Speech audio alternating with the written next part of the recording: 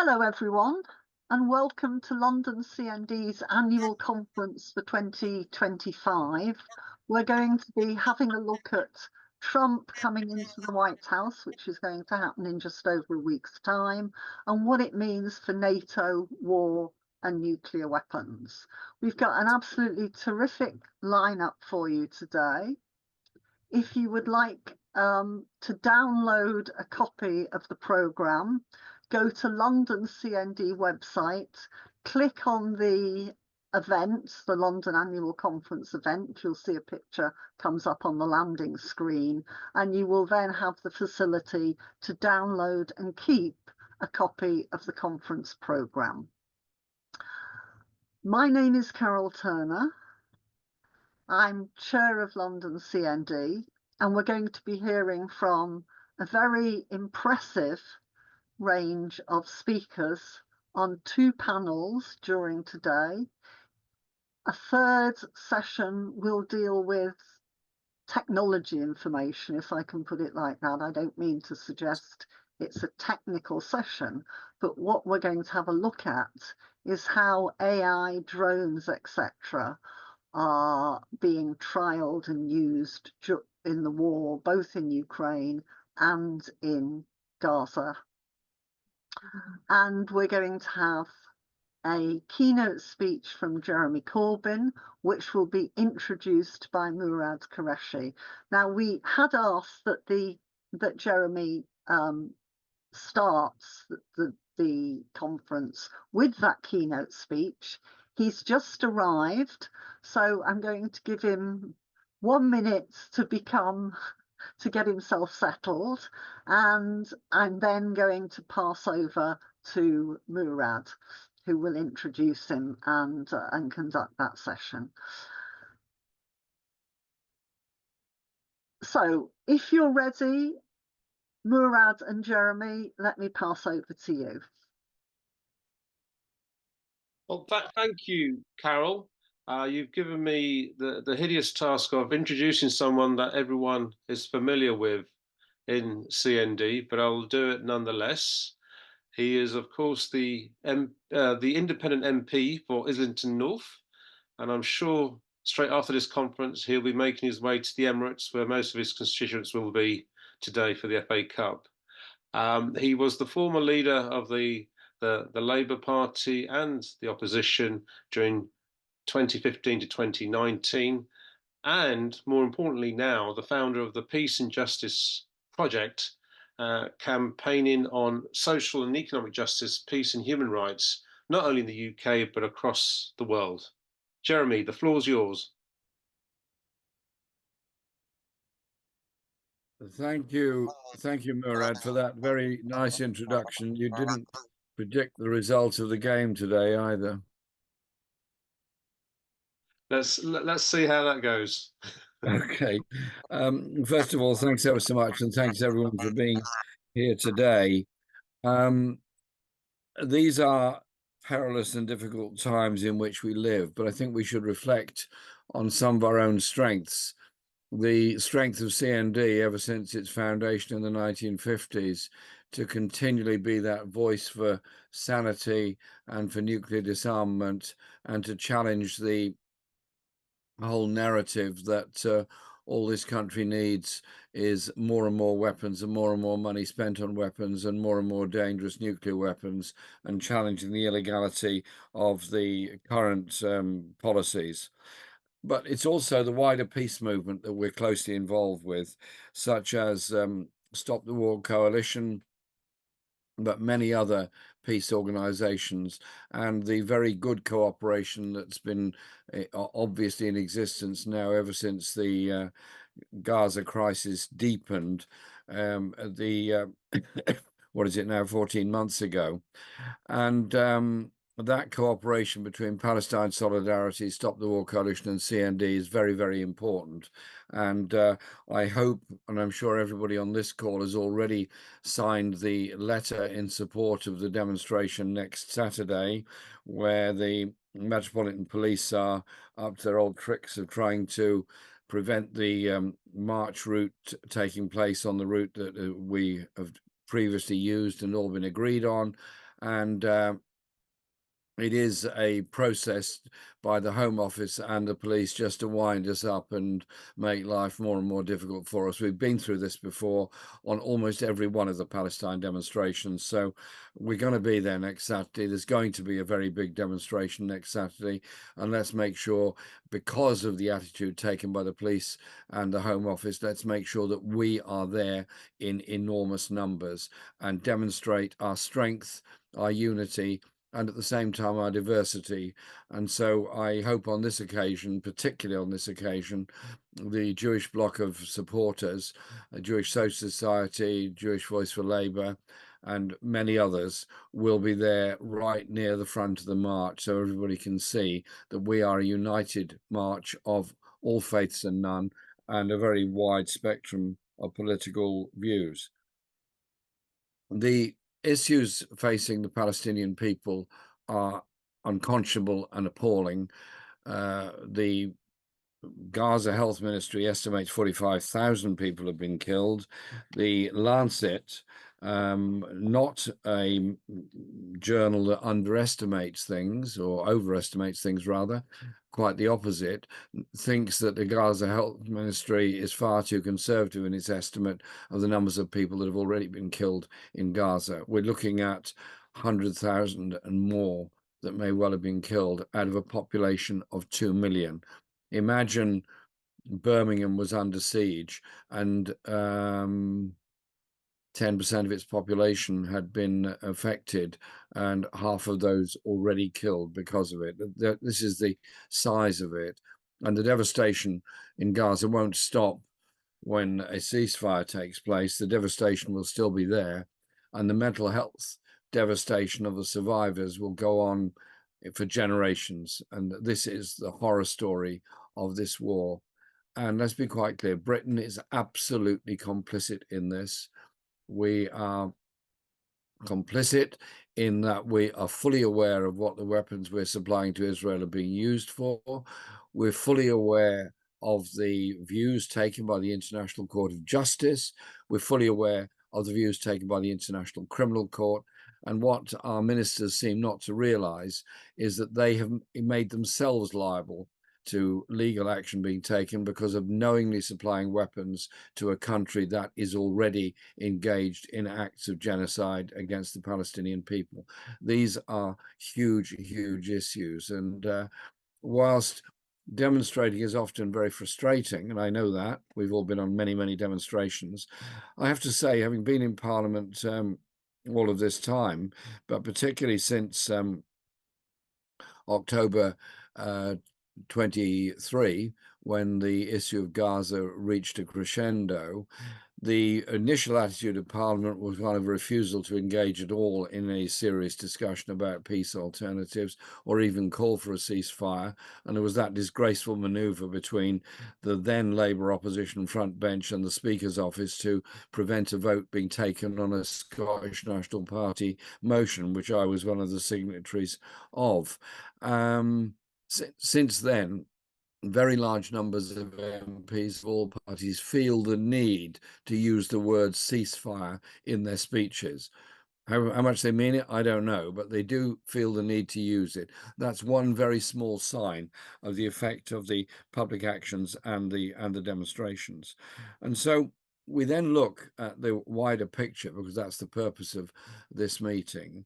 The war in Gaza has extended on now to the bombing of Yemen, to the invasion of southern Lebanon, the invasion of southern Syria, and the apparent bombing of Iran as well by Israeli forces.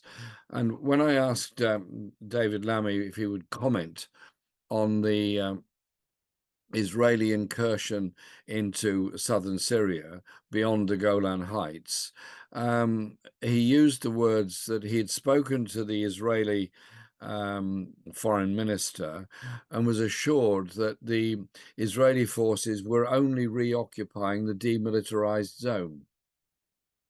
I mean, just reflect on that for a moment. The forces don't mean any harm. They just reoccupied the demilitarized zone, which was an agreement between the previous Syrian government and Israel about a demilitarized zone without Syria giving up its claim on the Golan Heights, which were, of course, occupied in 1967. And so Israel is there. And in Syria, you also have forces of Turkey in the north. You have the USA in the east. You have a Russian base there as well. And you have ISIS forces. And you have, since the overthrow of the Assad regime, and I'm not here to defend the Assad regime, just making the point they were overthrown, vast numbers of illicit weapons all over the country. It's a recipe for chaos in the very near future, in the same way that happened in Lebanon in the past. And so you then look at where this could lead to, and interestingly, Iran has quietly reopened nuclear negotiations about 3 weeks ago and said it is willing to engage in a discussion about nuclear arms, nuclear presence, and nuclear testing in the future, which I think is an interesting development, hardly reported in most of the British media. Indeed, the British media's reporting of this whole all the issues surrounding the Middle East is beyond woeful in many ways. And I guess most of us on this call use Al Jazeera and other sources more readily than we would ever use the BBC or the other mainstream news outlets. And then you move on to the other war that's going on between Ukraine and Russia. And again, I am not defending Russia's occupation of Ukraine. I want to see peace there, and a peace deal was on offer in earlier on, when it was scuppered by Boris Johnson, when the deal was on offer, which the Ukrainian government, Zelensky, was very well aware of, and apparently had quite a lot of sympathy towards it. The Russians obviously had some as well, otherwise the deal wouldn't have reached that stage. At that point, Boris Johnson intervened and said to Ukraine, we will back you, whatever. We will give you all the weapons and arms you need. We will encourage you to continue the war, when a ceasefire was on offer and a peace deal was there. The UN has signally failed to bring about a ceasefire. The European Union is no longer an effective voice for peace in this, because it is so involved in the supply of weapons to Ukraine. And it's interesting that the global movements of African leaders, the Vatican, and Latin American leaders have been more effective in trying to search for a ceasefire, a temporary resolution, and perhaps something longer term on it. And in the UK Parliament, the debate on Ukraine is solely around a continuing supply of weapons and a continuing prosecution of the war against the forces there. And if you think about this as an objective outsiders, in a sense, that's what we all are. It has so much resonance of the First World War, with virtual trench warfare going on. Large numbers, huge numbers of conscripted soldiers from Ukraine, from Russia, and now from North Korea, dying either in Russia, whether in the part that Ukraine has invaded, or dying in Ukraine in the war that's going on there. So we have the foot soldiers being slaughtered in their thousands, and the weapons industries on both sides pouring more and more weapons into the whole scenery there. So we have to be prepared to be that voice for peace, and search for it, and search for interlocutors who can bring that about. And I think we should thank the African Union, Vatican, and Latin American leaders that have been prepared to step outside and actually try and do something about it. There's more news and more talks about the possibility of a ceasefire coming up, although I'm not totally convinced it's going to happen very soon. But the issue that we're also concerned with is the general direction of policy in this country. Believe me when I tell you this, I know how difficult it is to change policies within the Labour Party and the Labour movement when it comes to issues of participation in NATO and NATO activities, when it comes to nuclear weapons, when it comes to the whole question of military alliances and global warfare. The scene was set post-45 with the formation of NATO and the Warsaw Pact. NATO and the Warsaw Pact have existed for a very long time, finally collapsed with the collapse of the Soviet Union in 1990. And we then had a period and a time that was such a lost decade that could have done so much and could have achieved so much in the 1990s. We had the arms industry trawling all over, looking for conflicts, looking for an argument, looking for an argument in order to promote another war somewhere else. And I remember very well those endless breakfast meetings that the RUSI, Royal United Services, Royal Institute for Strategic Stuff on Whitehall, used to invite all MPs to, and they would provide the most awful food and then give you an even worse lesson in how you could prosecute a war somewhere, and they get a world map out and start stabbing at various places, say, you don't know how dangerous this place is. That's why we need a global role on Britain's defence spending. And whilst at one point they appeared slightly deranged in what they were doing, their process was actually quite successful. It was quite successful in convincing NATO that it had to become a global organization rather than a North Atlantic organization. And then from 2001 onwards, it was NATO that was involved in Afghanistan. And by no stretch of the imagination is Afghanistan anywhere near the North Atlantic, or anywhere near any Atlantic for that matter. And so we have this global force of NATO, which is very dominant on British policy making and policy thinking. And we then had the demand from NATO to increase defence expenditure to 2% of GDP, which was a considerable increase. And we now have a demand that it goes up to 2.5%. And then the usual pro-NATO voices in Parliament are now busy demanding it goes up to 3 to 3.5 and so on. And we now have a very high level of defence expenditure. And in the recent budget that's gone through, just to reflect on this for a moment, the government refused absolutely to countenance ending the two-child cap benefit cap on large families. So in other words, large families in receipt of universal credit are deliberately driven into poverty. That they ended the winter fuel allowance for large numbers of people.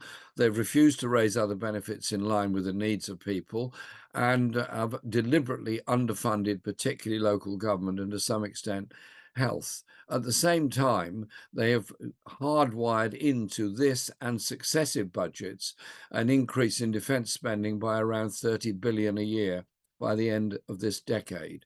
And so just think for a minute, it would cost about 1.3 billion a year to end the two-child benefit cap. That could be done immediately by simply not increasing defence budget by anywhere near the amount that's being demanded by the Ministry of Defence and by NATO. Those are just some examples. And so it is up to us to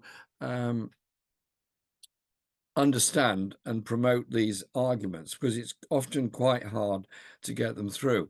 As you know, through the Peace and Justice Project, we've recently produced this book, The Monstrous Anger of the Guns. I don't know if it appears upside down because I'm looking at the screen at the moment, but The Monstrous Anger of the Guns was written by a whole group of us.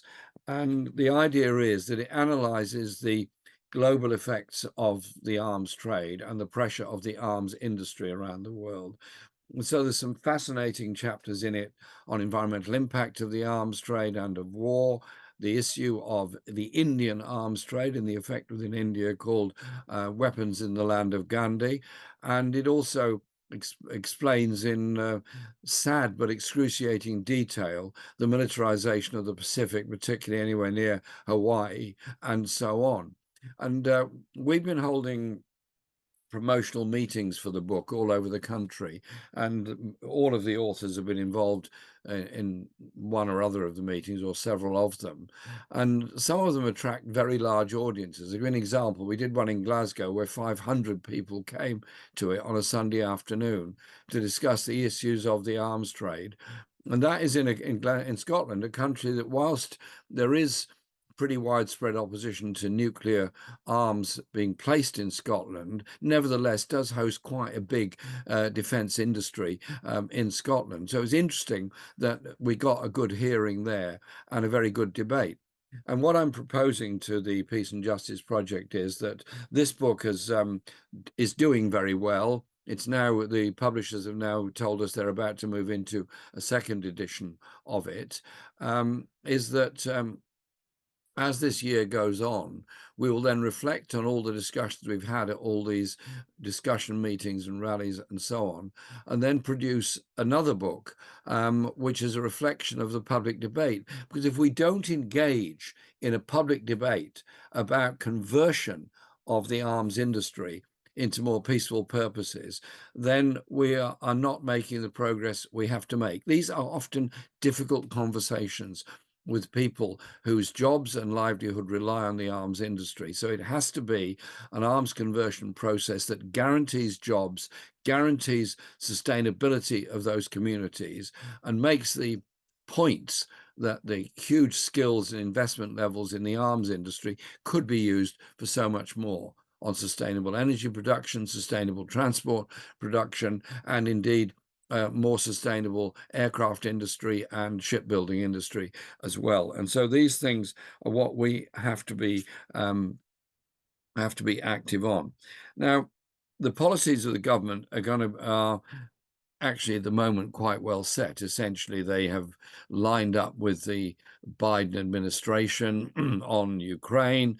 They've lined up largely with Israel on the Middle East, although the minister, Hamish Falconer, kept assuring me the other day that they had suspended some of the arms licenses to Israel. That is true. They have suspended a small number of arms licenses. They won't tell us what they are, and it's almost impossible to find out what the items that have been banned from sale actually are. But the crucial parts to the F-35 jets have not been suspended, and I was told in terms that it was impossible to suspend selling parts for F-35 jets that would be exported to Israel, because it would damage the whole program of F-35 jets and the global responsibilities that we have to supply those parts. Frankly, it's a nonsensical argument, and I've then written a very lengthy letter straight away to the minister, to Falconer, going through each one of his arguments and demanding answers on it. And if no answer given, I will then table them all as a whole series of parliamentary questions. We're not going to let go on this one. We're not going to let go on this question of the arms supplies. And the Independent Alliance group of MPs, of which myself and the other colleagues who were elected as independents are part of, the Green Party MPs are with us on this, Plaid are with us on this, and the SNP generally with us on this, and some Labour MPs. But it is important that we also develop our political targeting to individual MPs. What are you actually doing about promoting peace in Ukraine? What are you actually doing about ending arms supplies and the illegality of them to Israel at the present time? I could go on a long time, but I won't. I want to just finish with these points.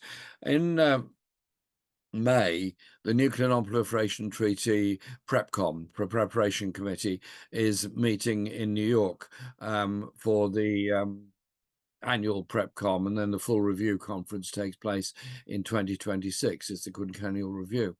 And I was talking to Sophie about the importance of us being there, and our good friend Michael Mayers is also putting on a production of his play in New York at that time. Well done, Michael Mayers, for doing that.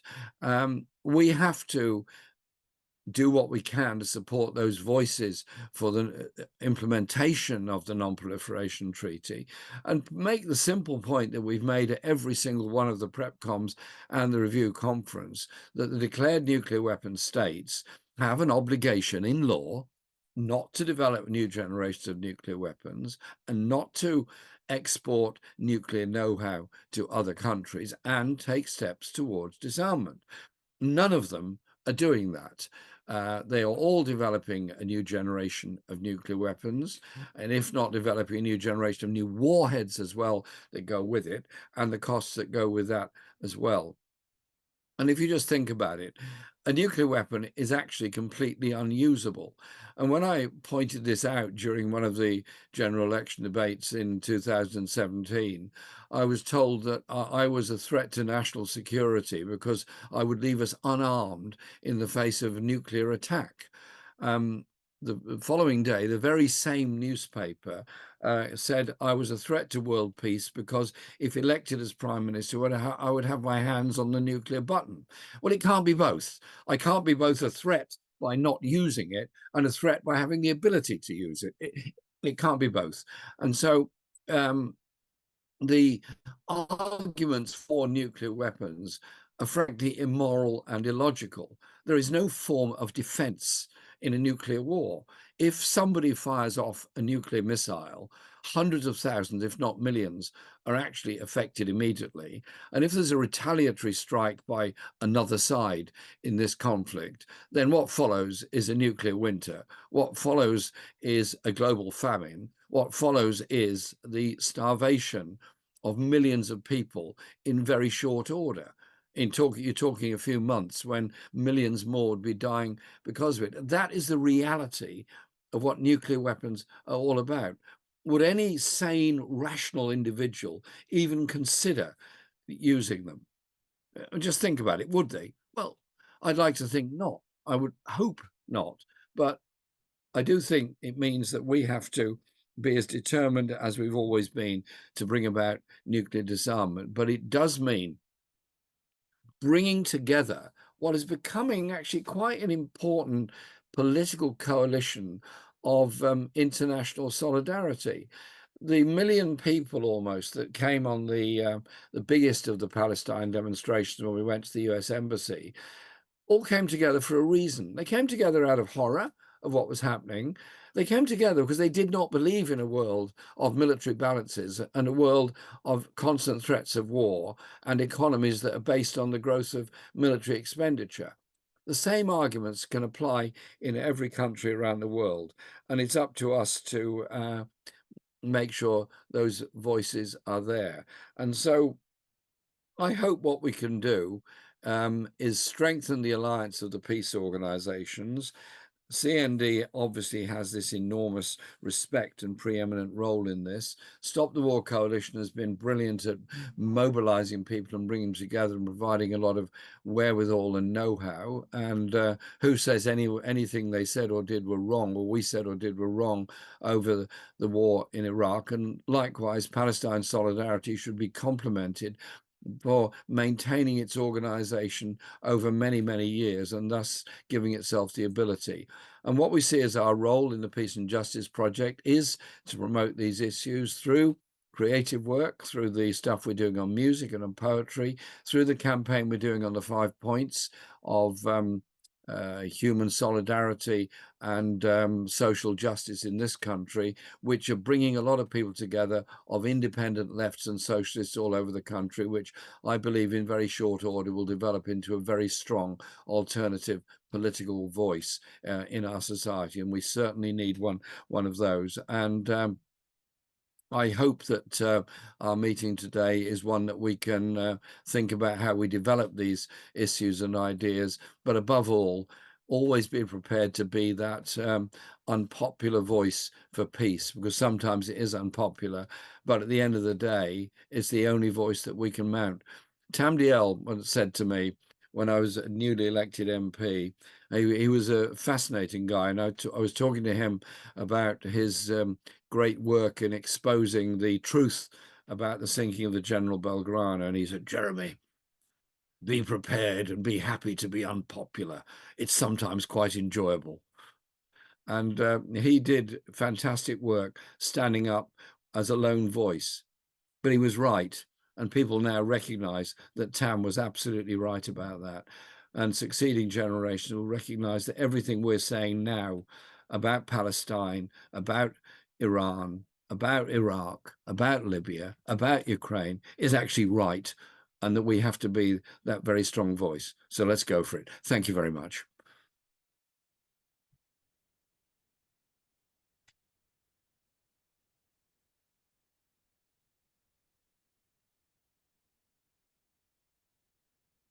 Okay, thanks very much, Jeremy. We're going over to the next session now. Or Murad, did you want to say anything before we go? No. Okay. So we now have a plenary, which is called NATO, War and Nukes Outlook for 2025. I'll be taking Sophie Bolt, Jess Barnard, Carol Turner, Keith Bennet and Vijay Prashad. I'll say more about them as we take them. Everyone has 8 minutes to speak. If you want to ask a question of any of the participants, if you could put it in the chat, and then at when they've all spoken, we'll go through it and see if we can pull some questions out, give it, if they're addressed to one person or a few people, then hopefully they'll get the chance to get back, to come back about it. And we're hoping to have a refreshment break just after 1 o'clock. So the first speaker that we're having is Sophie Bolt, who's CND's new General Secretary. She took over at the end of last year, but she has a very long experience of campaigning, and she's actually been part of CND's leadership for over 20 years. So, Sophie, if you'd like to kick off, please. Thanks. And thanks very much to London CND for organising this absolutely fantastic event. And I'm really great to, really looking forward to hearing all the speakers. And it was just really lovely to hear the end of Jeremy's fantastic contribution. So, yeah, so in terms of the outlook for 2025 and what it means in terms of nuclear weapons in Britain.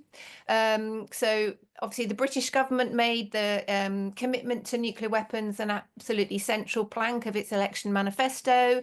And, immediately Starmer launched the Strategic Defence Review. And key to this is justifying these huge increases in defence spending of up to 2.5% of GDP. That would be like an extra 20 billion on the 54 billion that we're currently spending, but also the central role of nuclear weapons. And the direction of this is like really clearly reflected in the reviewers that have been put onto this review. So we have George Robertson. He's the former NATO Secretary General who led NATO's invasion of Afghanistan. We have Fiona Hill, who's a former Trump advisor. And we have the former British Army General, Sir Richard Barrons, who's, he's one of these people arguing, we're facing the 1930s moment, repeating all this kind of, we're at a pre-war period. So in December, the government also published the statement of intent for its industrial defence strategy. And this is, again, like all about like attempting to reshape Britain into a war economy. So this is a really huge escalation for militarism. And also, this is at a time when the support for the ongoing conflict in Ukraine across Western Europe, including here in Britain, has really slumped. And it's also at a time when there's more and more reports of Britain's worsening economic situation. So that's the context. I'm now just going to look a bit at nuclear weapons here in Britain. So in violation of its commitments under the NPT, Britain is replacing its Trident submarines with these new Dreadnought submarines. These are being built by British Aerospace at Barrow-in-Furness shipyard. All 4 submarines are scheduled to be in service by the early 2030s, giving Britain a nuclear presence and threat well into the 2060s. In terms of Britain's nuclear warheads, There are currently 200 of these that can be launched on missiles from these submarines. Each of these warheads is 8 times as destructive as a bomb which destroyed Hiroshima in 1945, which killed over 200,000 people. So just one of these warheads would kill 1.6 million people. And I always think it's really important that we kind of focus on that and recognize that, because this always gets lost in the discussions wheeling around about nuclear weapons. But we know that Britain has increased the number of nuclear warheads it will stockpile by 40%. So that's going up to 260 warheads. And before any decision had been made in Parliament, Britain started developing a new nuclear warhead at the Aldermaston Atomic Weapons Establishment, working jointly with the US. And the only reason why we know about this is because the US referred to joint work with the UK. Yet another one of those times where we only find out what's going on in Britain by stuff that's leaked in the US. Now, as a NATO member, Britain's nuclear weapons are all under the command of NATO. So this means the decision-making, the targeting and the launching of these nuclear missiles is the US's call. Also, as a NATO state, Britain leases bases to the US, and we've hosted US nuclear weapons. We know that the US plans to station at RAF Lakenheath new satellite-guided nuclear bombs, the B-61-12s. These bombs have the destructive power of up to 3 times that of the Hiroshima bomb. And the F-35A fighter jets, people will know these in terms of their use in terms of the genocide in Gaza. These have been designed specifically to launch these new bombs. And they started arriving at Lakenheath in 2021.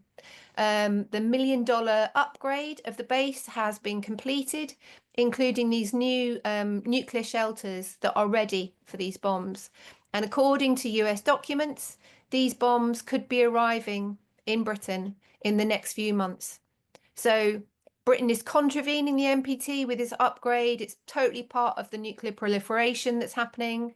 And in terms of the new nuclear warheads, and it is central to NATO's nuclear escalation across Europe.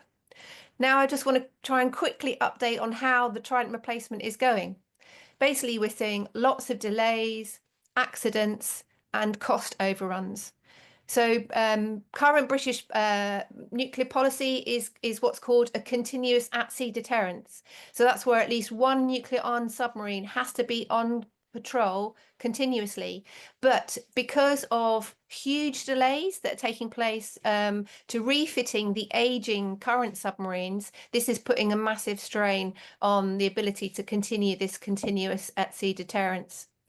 Just so that if people understand, so retrofitting is the refueling of the submarine's nuclear reactor, incredibly dangerous process.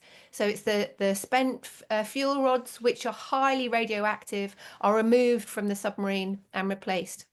So, for instance, HMS Vanguard, which was refitted at Devonport Dockyard in Plymouth, that was supposed to take 3 years. It took 7.5 years, and the cost went from 300 million to 500 million.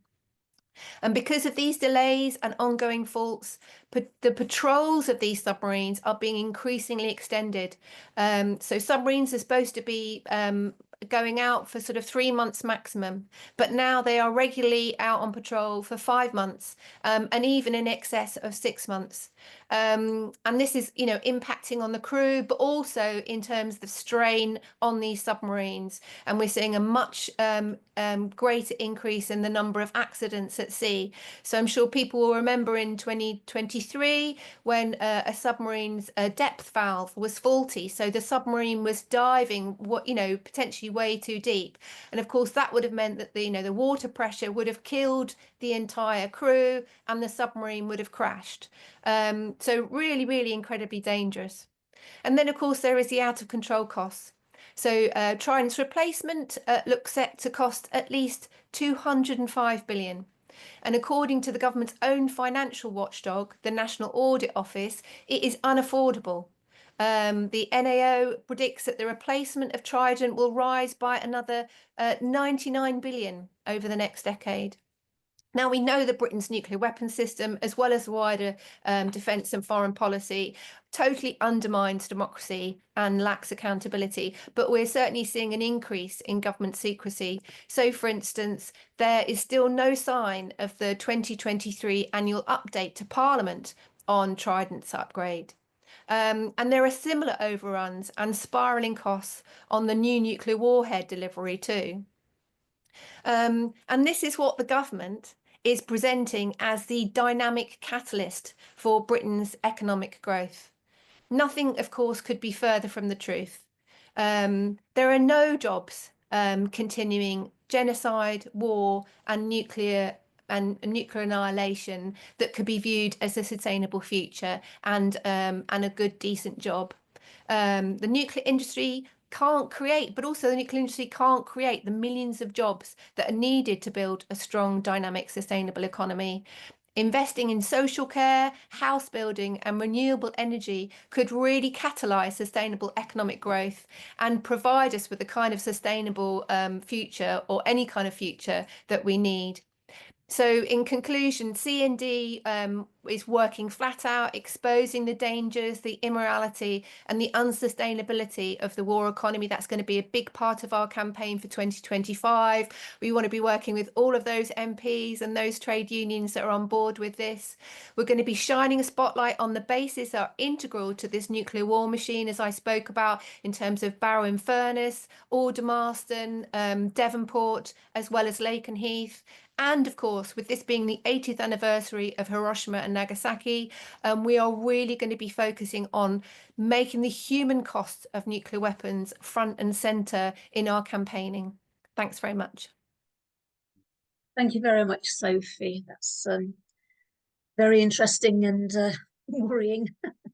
It's going to be a big challenge during this conference not to finish it absolutely terrified, actually. But we do our best. If we keep fighting on, then hopefully we can head off all these threats.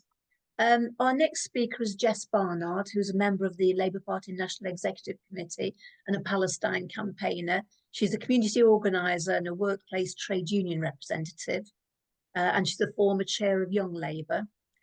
Before moving to London, she lived in Norfolk, and she takes part in the actions to stop the return of US nuclear weapons to Lakenheath, which London CND has also been pretty active in as well. So, okay, 8 minutes, please, then, Jess. Thank you. Thank you, Christine. Thanks so much for having me, and I'll try my best to stick to 8 minutes. I think this is obviously a really timely discussion, and I'll be talking a little bit about the Israel's war and genocide on Palestine and the kind of growing urgency for accountability of our own government in their support and their assistance to Israel.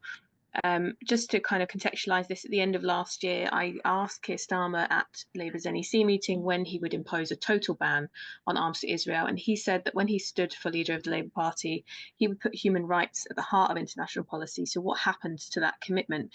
You know, we all know that Israel has breached countless human rights laws, has committed countless war crimes, committed and broken countless international law. So, you know, when will this government finally cease its complicity and make no doubt that they are absolutely complicit? And Starmer told me that there is a clear distinction. He's been clear about the distinction between offensive weaponry and defensive weaponry, and Britain was no longer supplying offensive weaponry. Obviously, we all know this is false, but I think we need to do more to challenge the narrative around what our government is terming defensive weaponry and exposing its role in the genocide being committed against Palestine.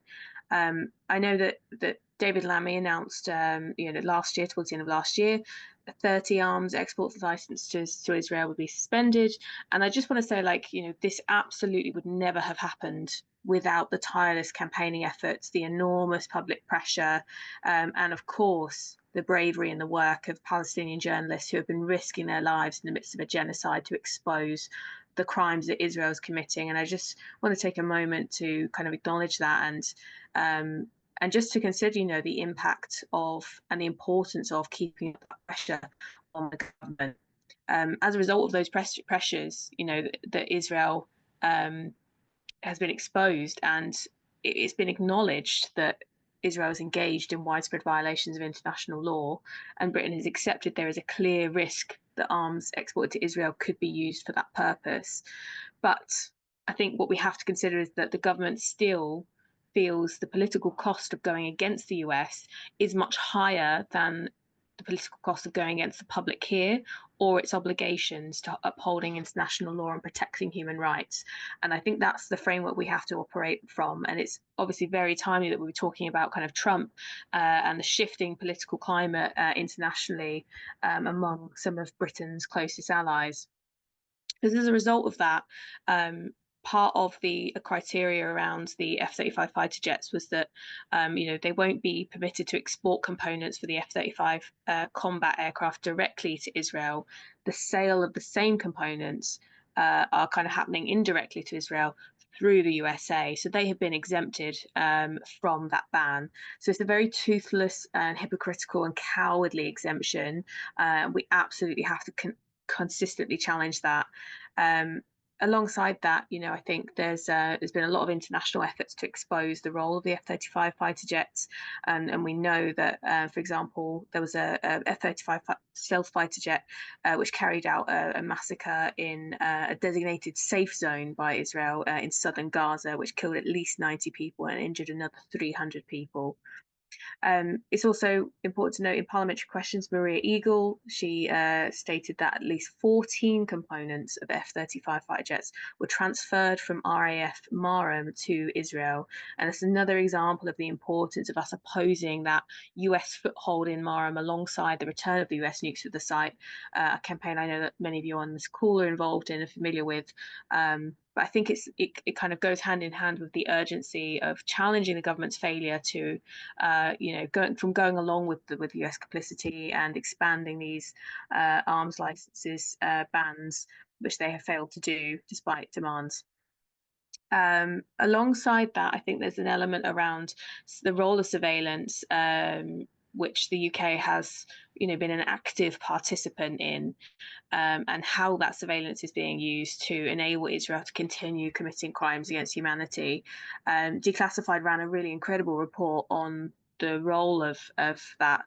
And over the last year, they reported that the RAF's Shadow Fleet have been involved in assisting Israel in conducting almost daily surveillance flights, which have been taking off from Cyprus. I think it's important that we challenge the narrative that this is somehow like a neutral act, or isn't tied up in the deaths of Palestinians. The International Centre for Justice for Palestinians has kind of, talks about how this is portrayed as solely about the rescue of hostages, but that just isn't the case. In the hostage rescue operation, in a recent rescue operation by Israel, there were approximately 275 Palestinians killed. And so I think it's important that we expose, the reality and the lives lost and the realities of this attack and genocide and war. And in terms of domestic policy, I think it's important we look at the climate that we're heading into for this year. And it is bleak. I think we have to be honest that a lot of us were aware before Starmer was elected as Prime Minister. He is very authoritarian. He's very, he's made it very clear when he makes statements about protesters, he wants to use the full force of the law to clamp down on protesters who kind of cause a nuisance or disrupt life. And we've seen him making big political statements about that. But I think it's quite worrying, the slippery slope we've seen and the restrictions against our civil liberties, but how that is being used to silence dissent against British complicity of Israel's genocide. And as Starmer is so focused on kind of demonizing Palestinian solidarity, we've seen them terming the demonstrations, which we all know are peaceful, as hate marches. He's looking in completely the wrong direction. The real hate that we see, we know is spreading among British society, is being led, funded, supported, organised by US demagogues, which he's so keen to keep his ties with. And we know the total contempt that the Trump administration held for Palestinian lives in the last administration, and we can expect that only to continue and worsen in his next term. But there's a new dynamic here that we have to consider, and I think that's the attention of the Israel ally Musk on behalf of Trump and his administration, and how that has turned towards Britain for the first time. And he his calls for a literal neo-Nazi, Tommy Robinson to be freed, attempts to donate huge sums of money to reform, stoking culture wars, far-right attacks, conspiracy theories. I think it's a massive concern to all of us, and Starmer is falling into that trap that so many right-wing Labour traditions have done before him as well, focusing on defeating the left, defeating socialism, when actually the real threat is the far right in this country. So we cannot allow the far right to get more of a foothold and sort of sleepwalk towards these fascists gaining power and prominence, aided by overseas billionaires. And the question of, why is this relevant to us as peace campaigners? We know that this is going to be used to silence Palestinian voices and voices of allies of Palestine. So, we know that this will be weaponized to coordinate attacks on our movement and to shift parliamentary pressure into supporting Israel's genocide. And so the left, we can't just remove ourselves from the fight against the far right, and we cannot afford to move an inch on speaking up for Palestine and organizing Palestine, because every hour that the genocide continues, we know, is another hour that more Palestinian lives are lost. So we need to see and increase the pressure on the Labour government in acting against the far right and stopping this kind of cowardly bowing down to far right narratives, dog whistles. And I've seen some really disappointing commentary from some Labour MPs around this recently, and it just cannot continue. It's a very slippery slope, and I think that Labour will absolutely suffer at the next election if they allow it to continue. So I hope that we see more of an effort, legislation, use of select committees to pull the owner of X or Twitter in front of select committees and interrogate the interference that he is trying to make in our political system. Is a huge threat to our political system, but also, to legislate against social media platforms promoting these far-right conspiracy theories, against hate crimes on their platforms, and the spread of misinformation, which is deliberately designed to tear our communities apart.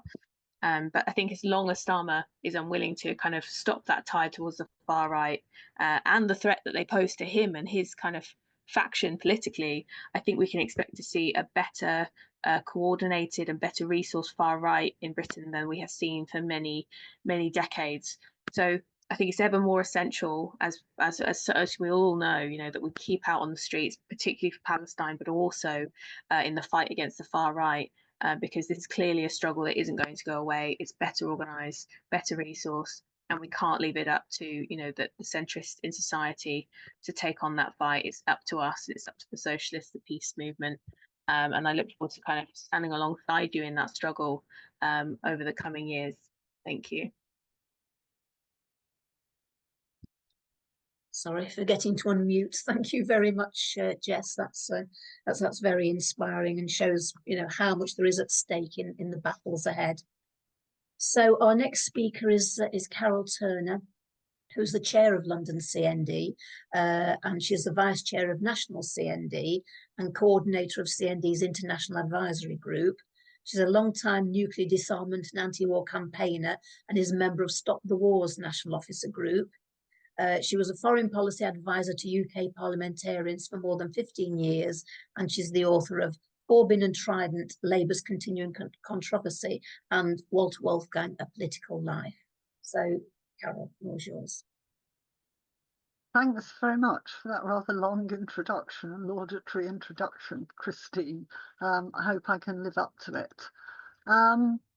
We've seen from the detailed account, that excellent account that Sophie was able to give us about what's happening to weapons, nuclear weapons in Britain, that the inevitability of talking about the Ukraine war and its impact on Britain has for CND, and that's what I'm going to try to do. I'm sort of going to pick up, as it were, from where Jess leaves off.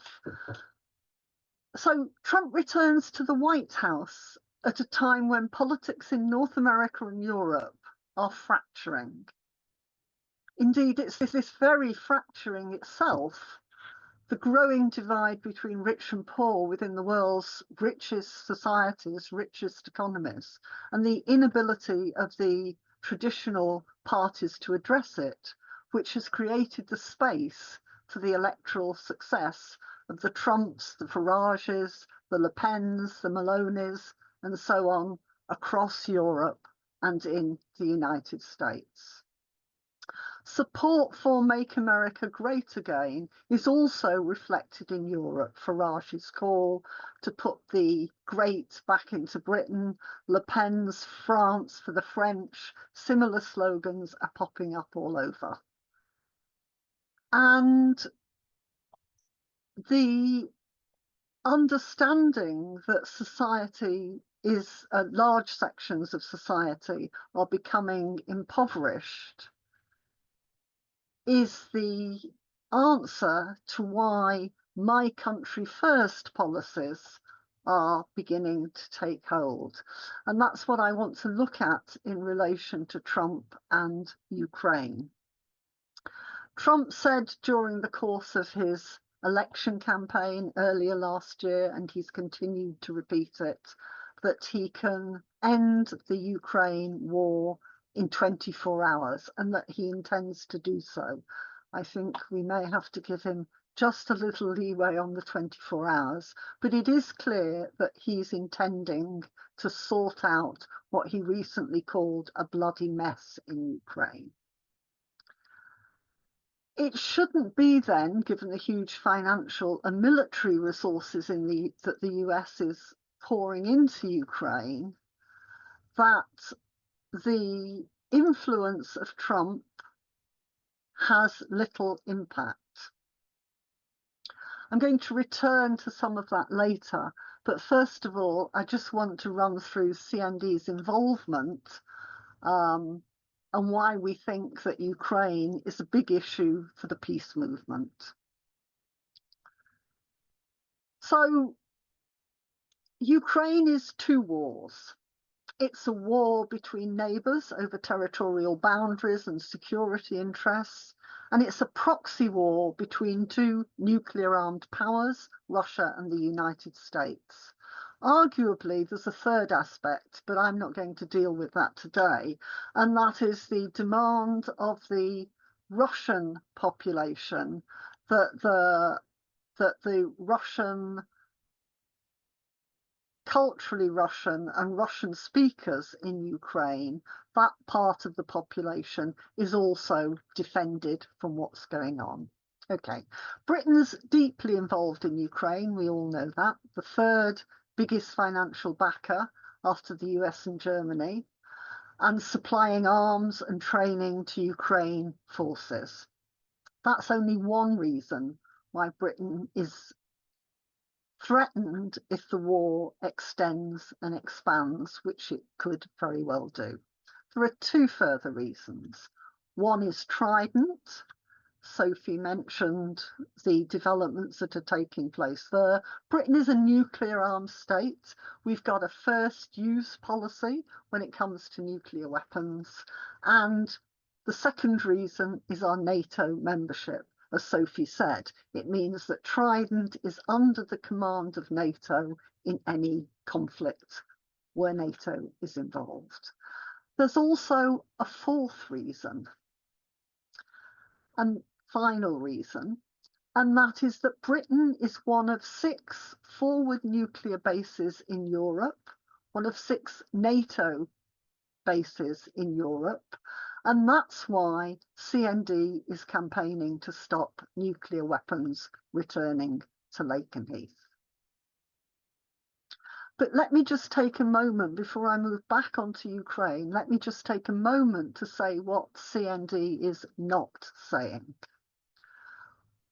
We say that the war in Ukraine threatens the use of nuclear weapons. It brings us closer to a potential nuclear conflict than we've ever been before. But we're not suggesting that nuclear war is immediately on the agenda. CND isn't advising anyone to say their last farewells to friends and relatives before you head to the hills. But what we are saying is that our particular interest in Ukraine is that every escalation in that war increases the potential for a nuclear exchange, be it deliberate, be it the result of misreading each other's actions or intentions on the part of the US, NATO, Ukraine, Russia, etc., or even a nuclear accident. So let me return to the present state of the war. It's been clear for the last 12 months that Ukraine is losing the war to Russia. Around 40% of Kursk, the Russian territory captured by Ukraine in August, when the US gave permission, gave permission for the use of short-range missiles into Russian territory, around 40% of Kursk has already been lost. 40% of the Russian territory captured by Ukraine. If you look at the fighting over the Christmas period, it's not been in the news so much, but it's going on, and it's going on intensively. Then the Christmas period has seen a series of successes by Russian forces. Without NATO intervention, Ukraine's defeat would just be a matter of time. As the cost of supporting Ukraine's mounted and the cost of living crisis in North America and Europe have, if anything, got worse, they've certainly not abated, then public opinion has shifted significantly in favour of ending the war. And in fact, the same is true of Ukraine. The war has taken a terrible toll on the civilian population. At the end of its third year, which is where we are now, the war is estimated to have cost 1 million Ukrainian lives killed and injured. And it's very obvious if you watch what's happening in Ukraine closely, but war weariness has already set in. There are growing desertions, for example, by Ukrainian troops. Men of military age are leaving the country in significant numbers to avoid conscription. The Guardian reported in July, I think it was, that 22,000 men had left Ukraine in order to avoid conscription. 22,000. The Ukrainian parliament reduced the conscription age from 27 to 25 earlier this year, and NATO has even been pressing Zelensky to set it at 18. Opinion polls in Ukraine are now showing a growing number of Ukrainians favour peace. The issue is, what is the likelihood of peace in Ukraine under a Trump presidency? And if he does negotiate a successful end to the war, what sort of terms are we looking at? So my final point for a minute or two is just to look at what is being talked about there. During the presidential election campaign, not only did Trump himself say that he could end the war in 24 hours, but J.D. Vance, his vice president, stepped in to make a suggestion about how that could begin. And Vance suggested freezing the current borders as a basis for a ceasefire and negotiations. One of Trump's first acts when he became president, when the results of the election were announced, was to appoint Keith Kellogg, with a military background and a considerable history as a Trump loyalist, was to appoint Keith Kellogg as Trump's envoy to Russia and Britain. And Kellogg too has mooted a moratorium on Ukraine's NATO membership in order to facilitate a ceasefire. Biden supports a moratorium on Ukraine's membership. He's already said that a number of times. Trump is now beginning to say that Ukraine cannot join NATO. Reluctantly, and with no choice in fact, Zelensky himself has had to accept this. And in turn, he's stressing that Ukraine's security concerns must be met. If the current boundaries are frozen, that could mean a buffer zone and a peacekeeping force, for instance. It would also mean that Russia and NATO, as well as Ukraine, would have to agree to that. It was reported at the end of December that Trump's team had pitched a proposal to Russia, which Putin had rejected. The efforts at setting up a meeting with Putin appear to be faltering. You will have seen that in the media this week. But it's also the case, less reported in the media, I think, that a planned fact-finding visit by Kellogg was cancelled at the beginning of last week without an explanation. And one has to assume that that visit would have been to pursue back-channel discussions about what the conditions for a ceasefire were. So if Trump is successful at ending the war in Ukraine, what can we expect? It looks increasingly likely to me that it means passing the burden of security for Ukraine onto the NATO European allies and partners. And I think that's one of the reasons in part, why Trump has introduced a call recently for NATO member states to increase military spending, not just to 3%, but to 5%.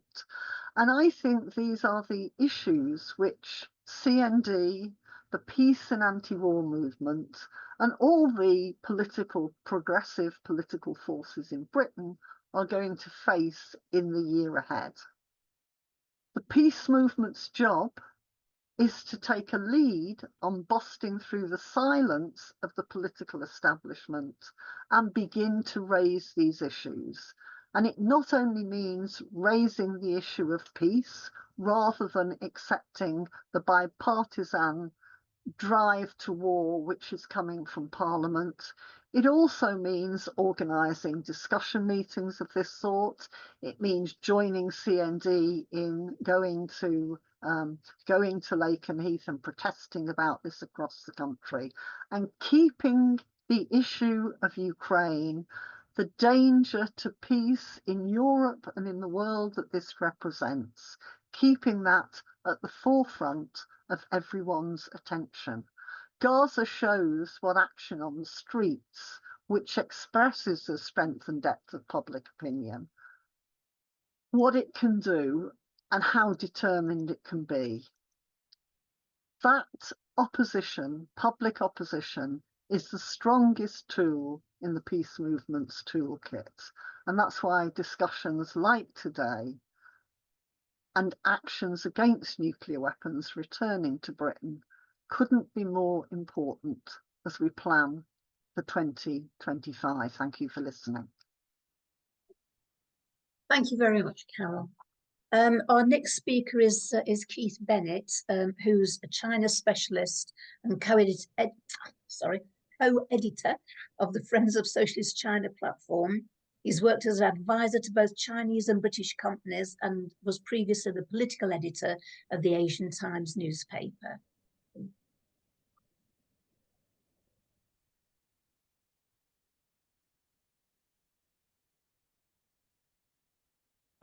Thank you, Christine. Sorry, I was just checking that I was unmuted.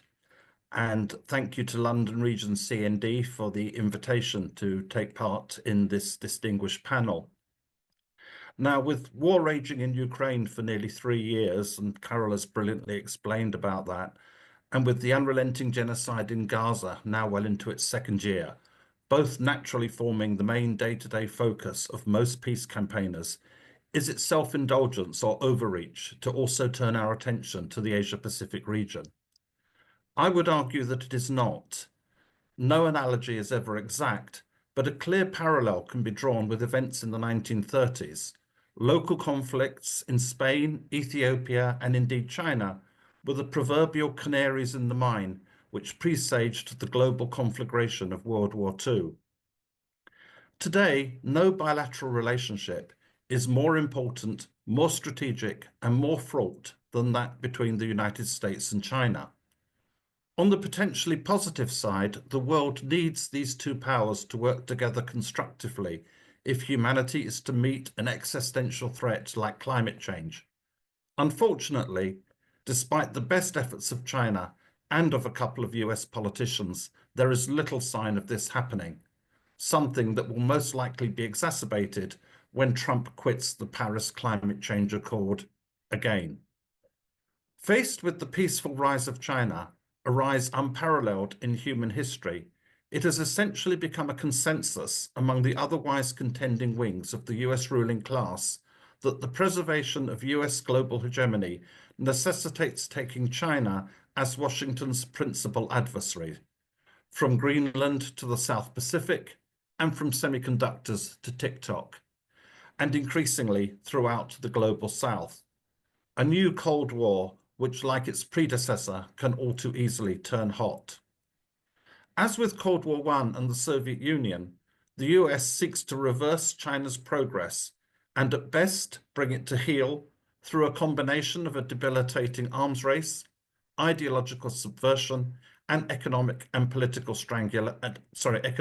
technological strangulation. A key difference is that not only has China drawn lessons from the collapse of the Soviet Union, whereas the USA and the USSR were essentially economically insulated from one another, China has spent the best part of half a century integrating itself into the global economy, creating such facts on the ground in the process as ever more complex global supply chains, and with China accounting for some 11% of US foreign trade. So what does Trump's return mean for China-US relations? First, Trump revels in his role as disruptor-in-chief, so the first thing we should expect is the unexpected.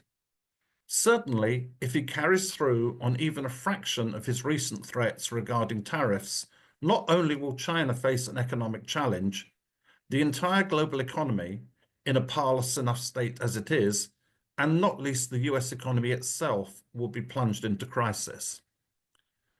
But overall, there seems little reason to anticipate a fundamental change in direction.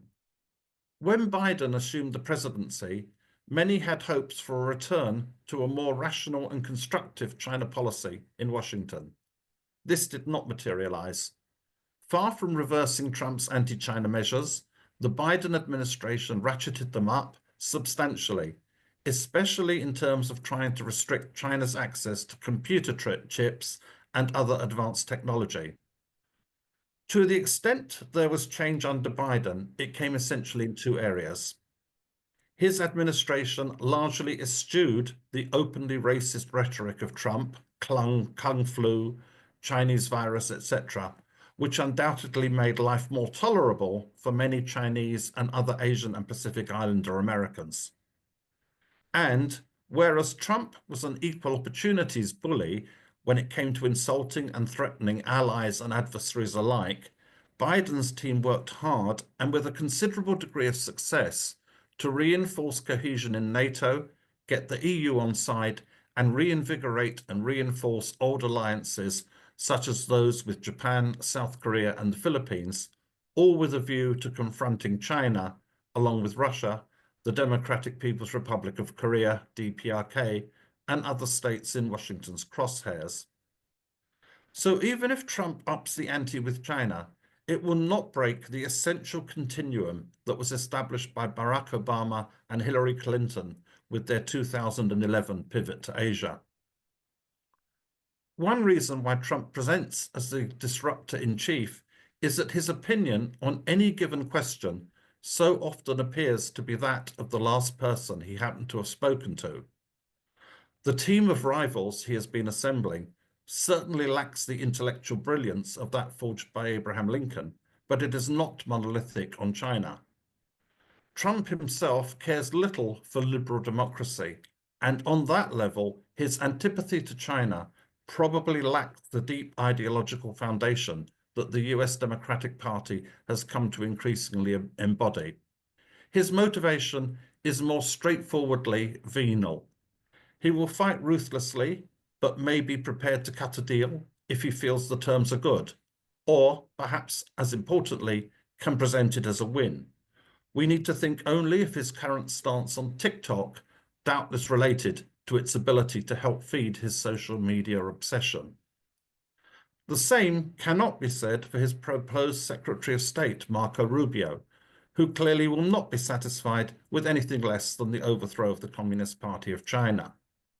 A similar orientation can be seen on the part of a number of Trump's other nominees, including those to be given trade or related portfolios. But this in turn is different from the stand of Trump's current bestie, although for how long is anyone's guess, Elon Musk, whose Shanghai factory accounts for half of Tesla's global production. In a sense, the fissure this creates between Musk on the one hand and a long-established Trump acolyte like Steve Bannon on the other mirrors the recent dispute over H-1B high-skilled visas between Trump-supporting plutocrats and the MAGA base. Another area where this pattern can be expected to assert itself is in diplomacy, and hence on the international balance of power. As I mentioned, while the Trump administration strove with considerable success to unite the imperialist camp, in the case of Trump, from Angela Merkel to Justin Trudeau, if there's one thing he seems to enjoy more than insulting America's adversaries, it's insulting America's allies. How this will play out remains to be seen. Just yesterday, two of the headlines in the South China Morning Post, Hong Kong's well-respected English language daily, read as follows: Ishiba's snub by Trump may push Japan toward China, sparking concerns about US influence. Ishida is the current Japanese Prime Minister. And US National Security Advisor fears Trump might push some Indo-Pacific nations towards China.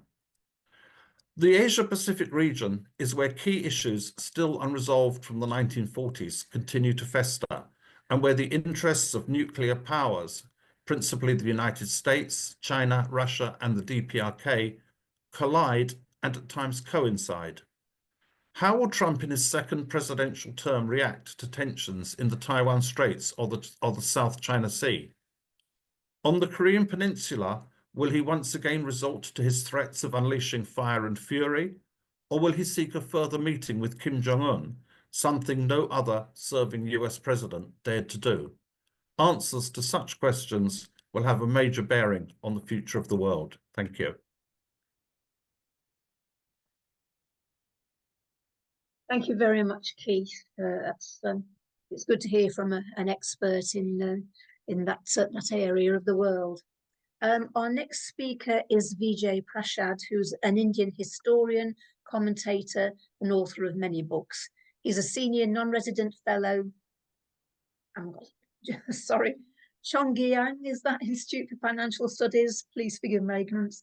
The Renmin University of China, and director of the Tricontinental Institute for Social Research. So please, Vijay, the floor is yours. Thanks a lot. Thanks a lot, Christine. And I hope my internet is not too choppy, but we'll see. Well, we want the Panama Canal. That's his first comment. We want Greenland. And then he says, it's not the Gulf of Mexico, it's the Gulf of America. Why does any of this surprise anybody? This has been the attitude of imperialists for a very long time. Hundreds of millions of people from the Americas to China either killed or subdued so that a small part of the world, the North Atlantic, can enrich itself. That is madness, but it's madness that worked for some people. It's not entirely irrational, and it continues to work to some extent. The neocolonial structure of capitalism remains intact. When a country in Africa, Asia, or Latin America tries to assert its sovereignty, that country is defenestrated. Coups, assassinations, sanctions, theft of wealth, these are few of the instruments used every day to damage any attempt at exercising sovereignty. And this neocolonial structure is maintained because of the international division of humanity. Some people continue to think that they are superior to others. In our tricontinental study on hyper-imperialism, we showed that the NATO plus countries account for over 74% of global military spending. China, by the way, accounts for 10%, Russia for 3%.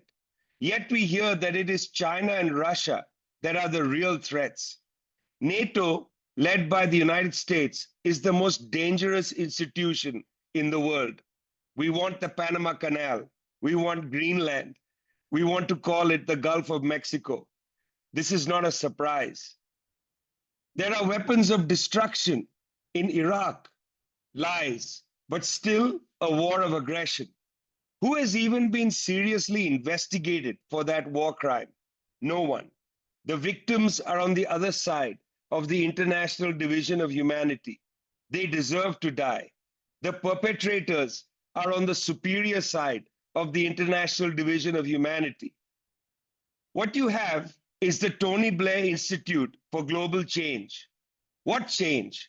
More money for his billionaire pals such as Larry Ellison and the King of Saudi Arabia, who first bankrolled the institute. The Clinton Foundation, the Gates Foundation, both hand in glove to ensure the biocolonization of Africa. This is philanthrocapitalism masquerading as good works.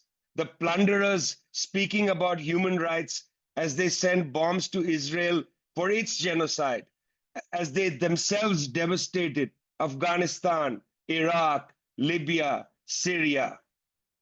What explains the exasperation around Trump? Isn't it a sad day that the lesser evil is complicit in genocide? In a world where the International Division of Humanity remains intact, from the standpoint of the other side of the division, it matters very little who governs in the global north. From that perspective, they are all the same, each of them eager to be muscular in their parochial defense of their rights. If you don't believe me, read the joint declaration of the European Union NATO cooperation from 9 January 2023. Many of the countries that signed that joint declaration had liberal governments and not governments of the far right of the special type. In this declaration, they say, we will further mobilize the combined set of instruments at our disposal, be they political, economic, or military, to pursue our common objectives to the benefit of our 1 billion citizens. Just pause on that. Our 1 billion citizens. This is a parochial project that pretends to care about the global or universal interest. There are current tangible threats, which I hope that the CND will take seriously and build campaigns around. First, as Jess and Jeremy have already spoken about, I hope that the CND will continue to put pressure on the genocide complicit government of Keir Starmer to end all weapons sales to Israel. Jeremy has made this point consistently, and indeed, it is at the heart of the book we did with the Peace and Justice Project called The Monstrous Anger of the Guns. A very important book, and I hope you take Jeremy seriously. We always take him seriously, but when he said that we need to amplify the public discussion about the arms trade, it's not just an American trade. There's BAE Systems, to consider. Britain is knee deep in this ugly trade.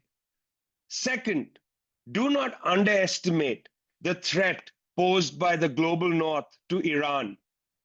The United States, Israelis, and Europeans believe that with the weakened state of Hamas and Hezbollah, and with Syria now in the hands of a Western-backed former Al-Qaeda leader, there is no tangible threat to Israel on its borders.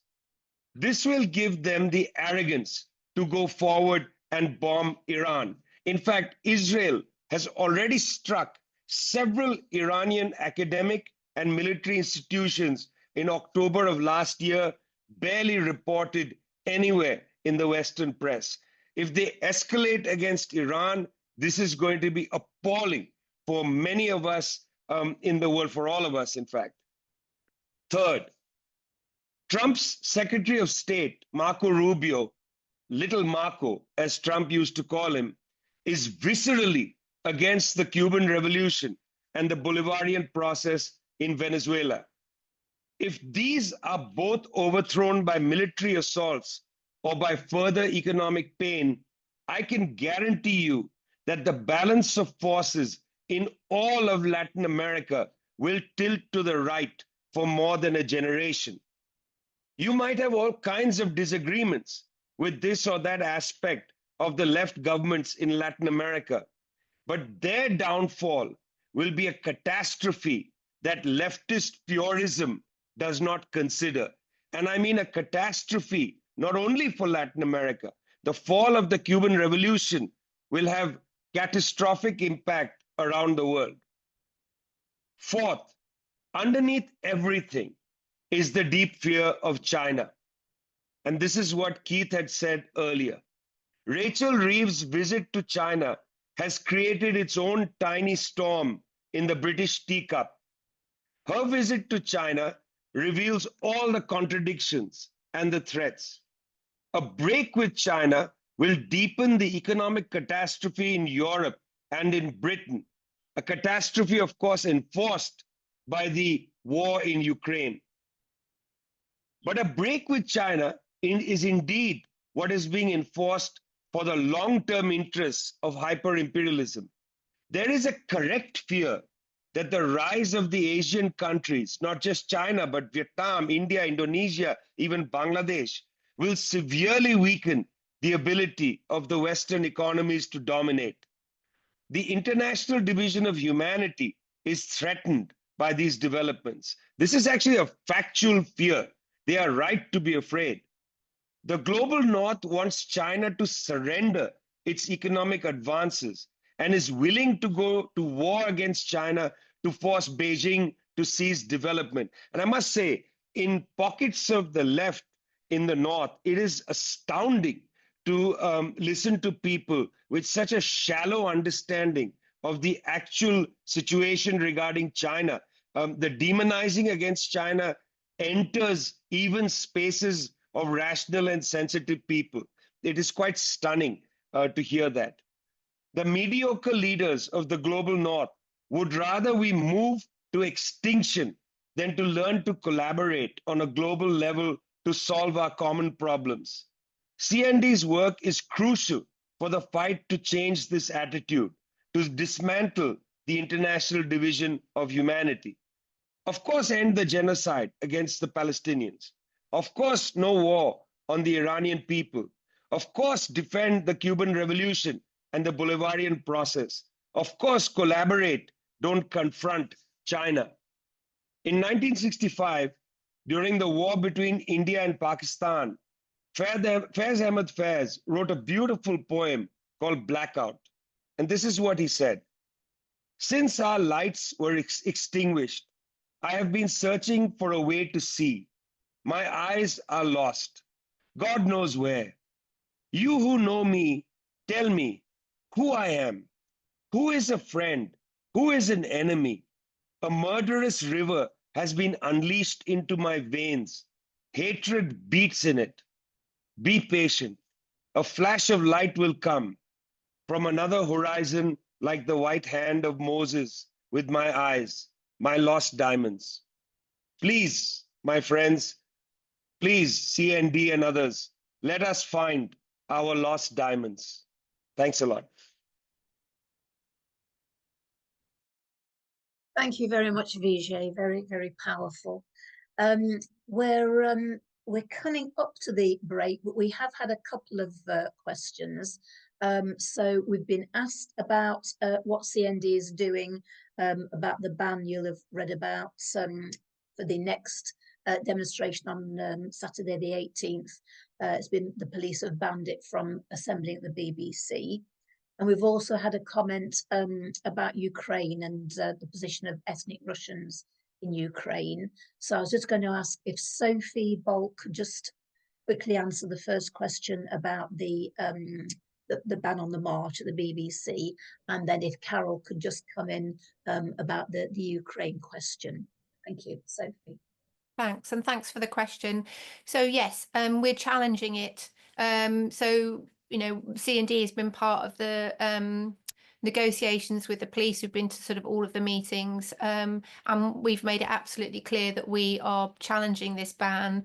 This is a really fundamental attack on our right to protest, and on the right to protest for the Palestinians and against genocide on a Saturday. So it's a really, really big attack. So this weekend, you know, we launched a statement that has been signed by over 200 MPs, trade unionists, civil society organisations, lawyers, academics, journalists, high profile celebrities, really, really broad cross section of the population, sort of showing their outrage at what, you know, what the government, what the police are trying to do. You know, the BBC, this is all about sort of protesting about the appalling bias that we're seeing from a public broadcaster.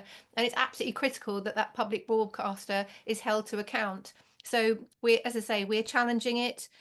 We've also, you know, we've got a huge number of Jewish people who take part in the protests. Thousands of Jewish people take part in the protests.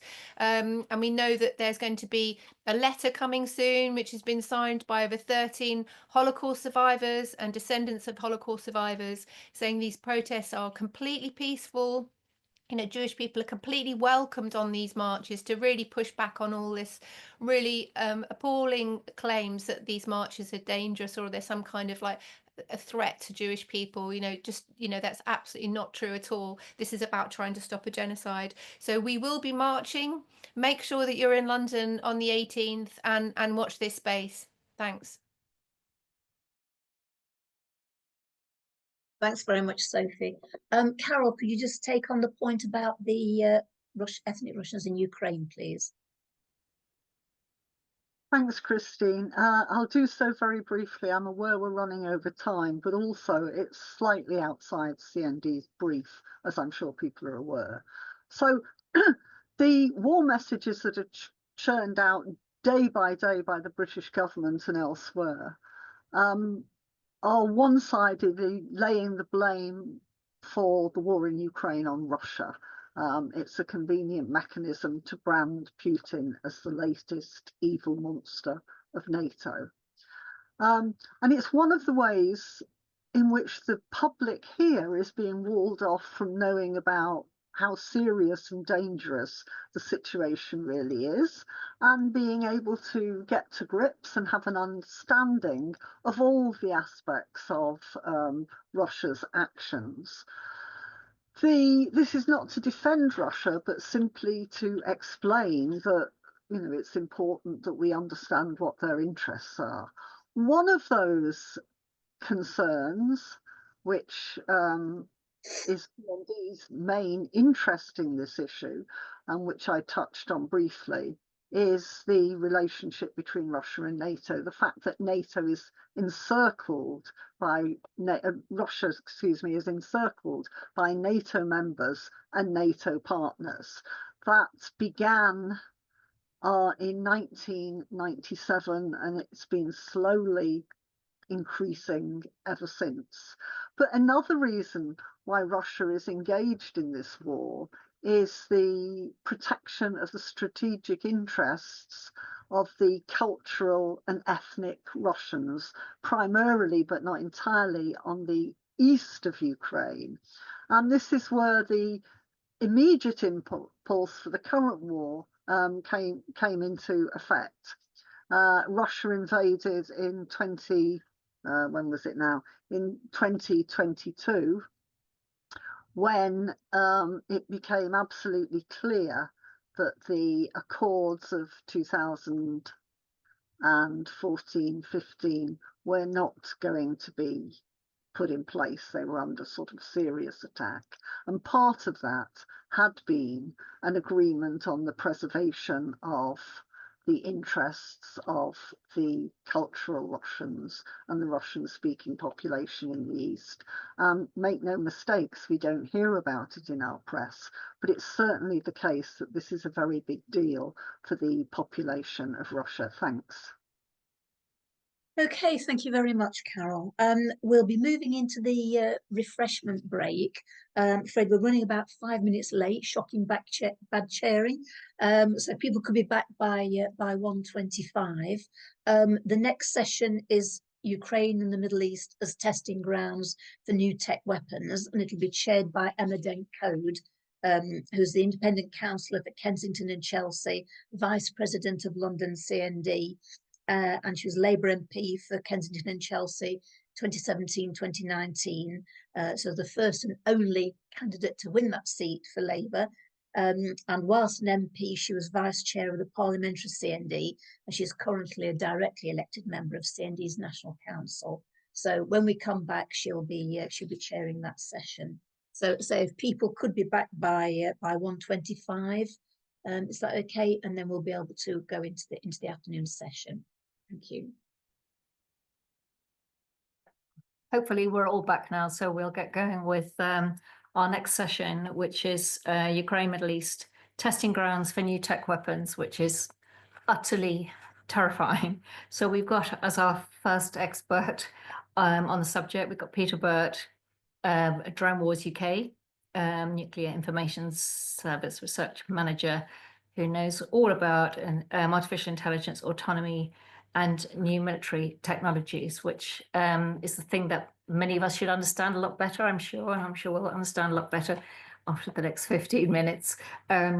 Whether or not we'll have any time for questions is questionable. We'll have to see. I'm particularly concerned about some of the implications really of privately owned satellite systems. So, you know, Elon Musk 2 years ago refusing the request, if this was correct, because there's so many conflicting stories, extending coverage to Crimea for to avoid escalation. The idea that one multi-billionaire can do that, can actually halt the process of a war for better or worse, is something that I'm afraid of. Obviously, the battle testing, in which we are watching in real time. This has been happening forever, but we're watching it in real time, which is disgusting. Obviously the cost of war to a world half of which seems to be starving at the moment. So whether or not you are going to be covering any of that, Peter, these are the things that I'm most concerned about. So over to you for the next 15 minutes. Thank you. Thank you very much indeed, Emma. And indeed, thank you everybody for joining us on a cold Sunday when I'm sure you've got other things to do. I'm going to try to share my screen first because I have a little presentation to help illustrate what we're seeing. So you should now see a picture of a white van with some military looking folks and a drone. Can you see that okay, Emma? Yeah, great. Okay. So I'm going to be talking about drones and the Ukraine war, and Dave Webb, who will be following, is going to be talking a little bit more about space issues and intelligence and some of the stuff that's been happening in Palestine. So that's the way we've kind of decided to divide things up, and hopefully between us we'll kind of address some of the things that you're interested in Emma. So talking about the Ukraine war, drones in particular have been very important in the role they've played in the Russia-Ukraine war. We've seen a very rapid evolution in drone warfare, and there have been a number of trends emerging, which I think are very important in shaping how wars are going to take place in future. And there are 6 main things which jump out when you look at what's happening, which I'll kind of talk through over the next 10 minutes or so. So one of the things is that we are really seeing an increase in the use of small, low-cost drones. Before the Ukraine war, when people thought of military drones, they would often think of things like the Reaper drone or the Predator drone, which are basically sort of small, uncrewed aircraft. They did all of the things that aircraft could do and a few other things as well. But what we saw very rapidly in the Russia-Ukraine war was in the first couple of weeks of the war, literally that soon, all of those drones were basically sort of shot down. And since then, we've seen the use of small sort of hobbyist drones that you can basically buy online by the Ukrainian military and indeed the Russian for all kinds of things, intelligence gathering, targeting of artillery and rocket attacks, adaptions with explosives to act as flying bombs or flying IEDs. And the reason that they have been so widely used is because they represent cheap and expendable technology. They're unsophisticated and you can buy them off the shelf and adapt them for whatever you want to use them for. And just a figure there, the most common drone that's we think is being used in Ukraine is the DJI Mavic drone, which you can buy on the internet for less than £1,600. They're made in China. The manufacturer has banned exports to Ukraine and Russia because it wants its products to be for civilian use only. But nevertheless, many of them are getting there. And what we're seeing is that both sides in the war are watching each other and they're copying how the other side uses and buys and operates their drones. The second trend that we're seeing in this war is both Ukraine and Russia are experimenting with drone swarms.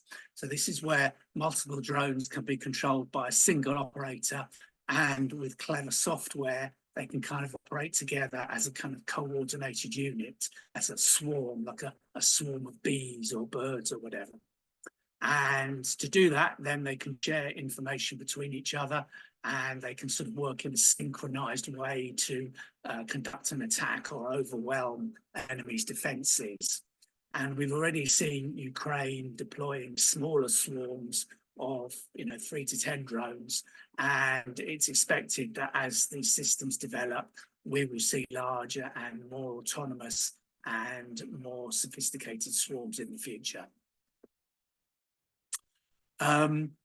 The third trend that we see is the emergence of really a kind of a new kind of drone, loitering munitions and one-way attack drones, or what they're usually called in media, kamikaze drones, suicide drones. And these are sometimes called fire and forget weapons, which means you can just fire them off. And they have software which enables them to operate with a high degree of autonomy, that is, without human control. And they can loiter around, fly around until they find a target and then descend on it to destroy it. So a couple of examples of these are the US Switchblade drone, which is used in combat by Ukrainian forces. And we've heard a lot in the media about Iranian Shahed one-way attack drones, which are being used by the Russians. And again, these are relatively cheap and expendable, which is why they've been so popular and so widely used in the combat. Probably the most important and worrying trend that we've seen during the Ukraine war is the increased automation of weapon systems. So there's been a trend very much towards decreasing levels of human control, letting the weapon just get on with it and do it for itself. And that's been enabled by advanced computing methods and new sophisticated sensors. Now, at the moment, the technology is at the level where a human operator is still able to approve an attack. And as far as we know, that's generally what happens. But the requirement for that human approval can very easily be removed. It's very easy to add software that will sort of get rid of the human straight away. And we've seen weapons with some degree of autonomy being deployed by both Russia and Ukraine in the war. This is dangerous because it creates pressure towards the normalization of this kind of weapon system, the normalization of weapons which operate without human control. In other words, killer robots. So that's bringing these weapons a lot closer. And we definitely and urgently need arms control measures on autonomous weapon systems to prevent the development of weapons that can kill without a human giving the order for that to happen. The fifth trend we see is the expansion of counter-drone measures. So obviously, if people are using drones in war, then their opponents will try to stop them using those drones.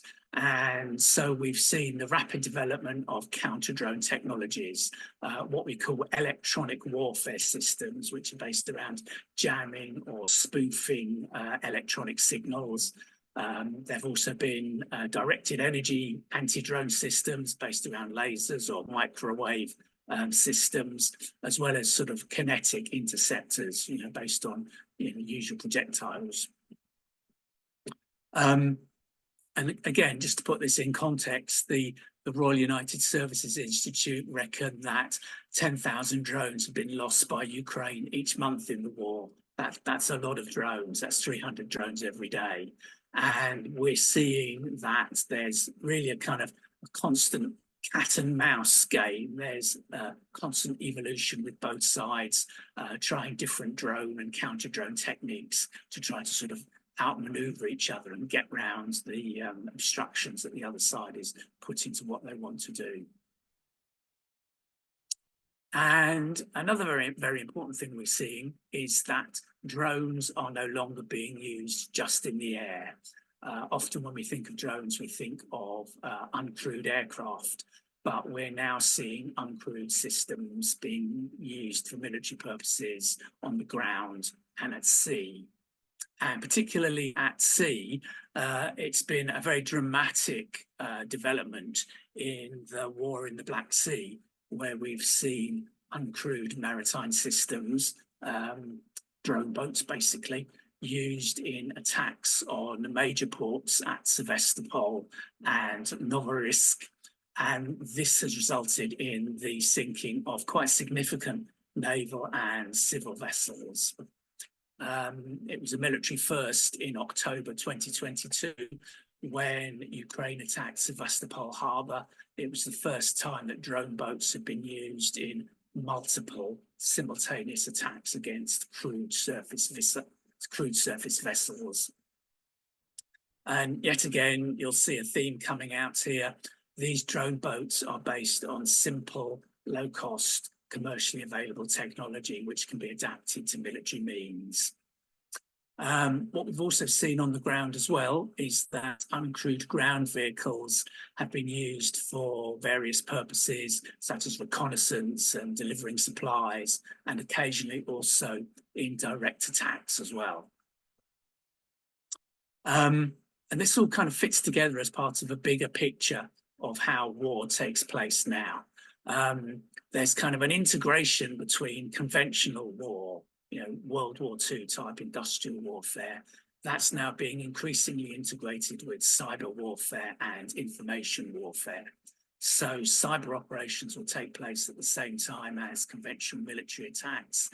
They'll be used to gather intelligence, and drone strikes will also take place as part of those initiatives, again supported by cyber warfare and electronic warfare and intelligence gathering from satellites and aerial systems. And all of this is part of a vigorous propaganda war aimed not just at sort of the home populations, but all around the world, aimed at winning hearts and minds to support whatever side in the Ukraine war. And drones are very much part of this information war. If you think about the headlines, the news stories we hear about drones, the way in which drones are used by Russia, the way in which drones are used by Ukraine, then there are very, very different narratives emerging for how drones are used by each side. And interestingly, what we've seen is that public perception on drones since the war started has become very much more skeptical and worried about drones. During the period from around about 2015 to 2020, the public were much more acceptance of drones because of, a strong propaganda campaign by the Ministry of Defence in favour of targeted assassinations. Now that people can see the havoc, the mayhem that drones actually do produce on the ground, they're much more worried and sceptical about them. And just a little reminder why drones are particularly bad things in warfare: because they're remote, because they don't put people at risk, They lower the threshold for the use of force. The risk is transferred not from soldiers, but to civilians who may happen to be in the combat zone. They enable a remote, long-distance video game approach to warfare where you're not killing people, you're just playing a game on a screen. They allow targeted assassinations to take place, and they pretend that they allow the military to pretend that they are precise, accurate weapons when they're not. Just a note. We've seen drones used in attacks on civilian targets by both sides in the war, Russia and Ukraine. They make it easier for such attacks to be denied.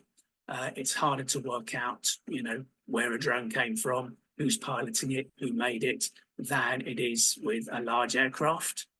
And there is plenty of evidence from the use of drones in studies conducted by the military during the Afghan war, for example, to show that drone strikes cause far more civilian casualties than strikes by crewed aircraft.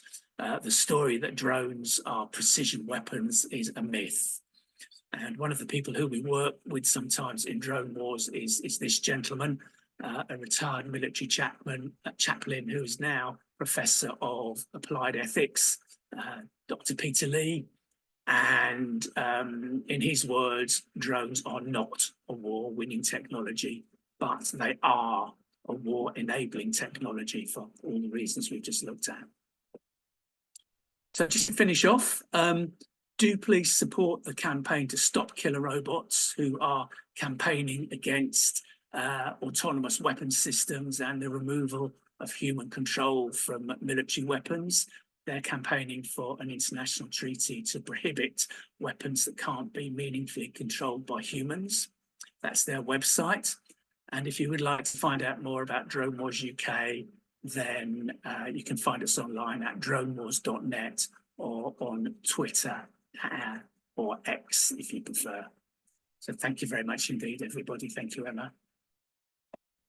Thank you very much, Peter, for that information, and we will be keeping an eye on the Stop Killer Robots campaign, which is, as you say, the misinformation about the being targeted is quite terrifying. And I think it's quite interesting how we're seeing, especially in Gaza in real time, we're seeing IOF soldiers just shooting people for larks, basically, and that's a very personal interaction.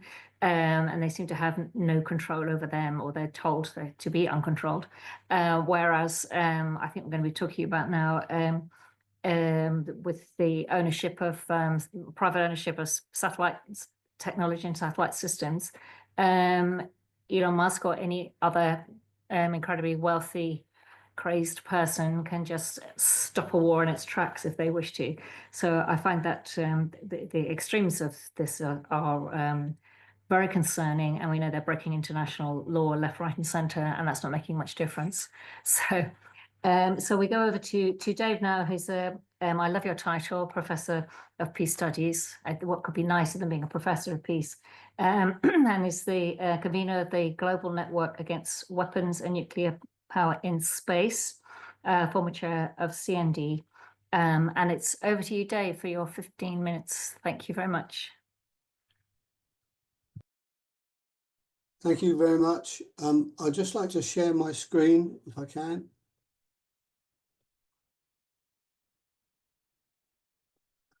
Right, have you got the picture of there? So, yeah, good, thanks. So I've been asked to talk about Menwith Hill and Fylingdales, which are two US bases near where I live, up in Yorkshire. And so that's what I'll do. They're related to this particular session because space systems have been used quite extensively, really, in the wars in Ukraine and also in Gaza, and some of that will come out in what I'm going to talk about. So the continued, in fact, the continued militarization and weaponization of space has seen satellites and associated ground stations become deeply integrated into conventional warfare now. And the UK has a number of established bases and sites that are involved in one way or another with the military space technology. So here's a map of the UK, and here are the bases. Not all of them are US bases, but a large number of them are. And the ones I particularly want to focus on are these. One at Fylingdales in North Yorkshire, Menwith Hill in North Yorkshire, and also Brawdy in Wales, and we'll come to those as we go on. So first of all, in 1983, Ronald Reagan launched the idea of a national missile defense system to protect the continental United States from all missile attacks. This was his Strategic Defense Initiative, which also became widely known as Star Wars because of the range of space systems that were envisaged by it, including the idea of a Space Force, in fact. US Space Command was established in 1985, and its vision for 2020 published in 1997, which outlined its goal of full spectrum dominance on land, at sea, in the air, space, and information. In 2002, its functions were moved to US Strategic Command, but then it was re-established in 2019, along with the US Space Development Agency, and these continued to develop some of the elements of Strategic Defense Initiative, including the tracking and targeting of space objects. It was, of course, in December of the same year that Donald Trump authorized the US Space Force as the world's newest warfighting domain. There is going to be a lot of things happening in space because space is the world's newest warfighting domain, he said. And Secretary of Defense at the time, Mark Esper, said, maintaining American dominance in that domain is now the mission of the United States Space Force. And in 2020, Space Force announced a new command structure consisting of 3 commands: Space Operations Command, Space Systems Command, and Space Training and Readiness Command, under which there are units called deltas and garrisons. The deltas are responsible for specific operations, and garrisons are responsible for providing support functions to the deltas. And all this fits into the US space warfighting architecture. The first 9 deltas are assigned to Space Operations Command, with tasks as shown here. The 2 Buckley and Peterson at Shriever garrisons are also shown. The aim of dominating and controlling space requires an ability to monitor everything that goes on there, and this is known as space domain awareness, and is the role of Space Delta 2. Space domain awareness is the detection, tracking, and characterization and understanding of all activity within the space domain, not to be confused with space situational awareness, which is focused on enabling decision-making for operations of a single or small group of space objects in the space domain. Basically, space domain awareness is about monitoring all activity, whether it be the satellites of other nations or space debris. This sounds like it may be okay until you link it with other role of space battle management. It will be another tool that the US Space Force has for planning and executing a war in outer space. Data is collected from a variety of space sensors and ground-based telescopes and radars, which is combined with intelligence sources to produce a picture of the space environment. It enables the military to monitor the activities of others in space and can provide data for the targeting of anti-satellite systems. Fylingdales in North Yorkshire Moors is part of this surveillance network, as is Thule in Greenland. Fylingdales is run for the US by the RAF and has been the home of a US ballistic missile early warning system since the Cold War days in the 1960s. It originally consisted of 3 spherical radomes, 43 meters in diameter. Each one housed and protected a large radar dish that could be mechanically steered to search for intercontinental ballistic missiles that threatened the USA from the Soviet Union over the North Pole.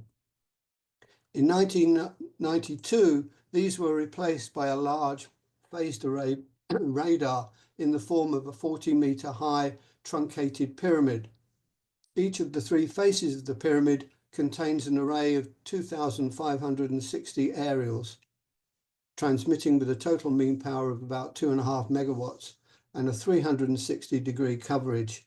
It can detect a drinks can-side objects at a range of about 5,000 kilometers into space.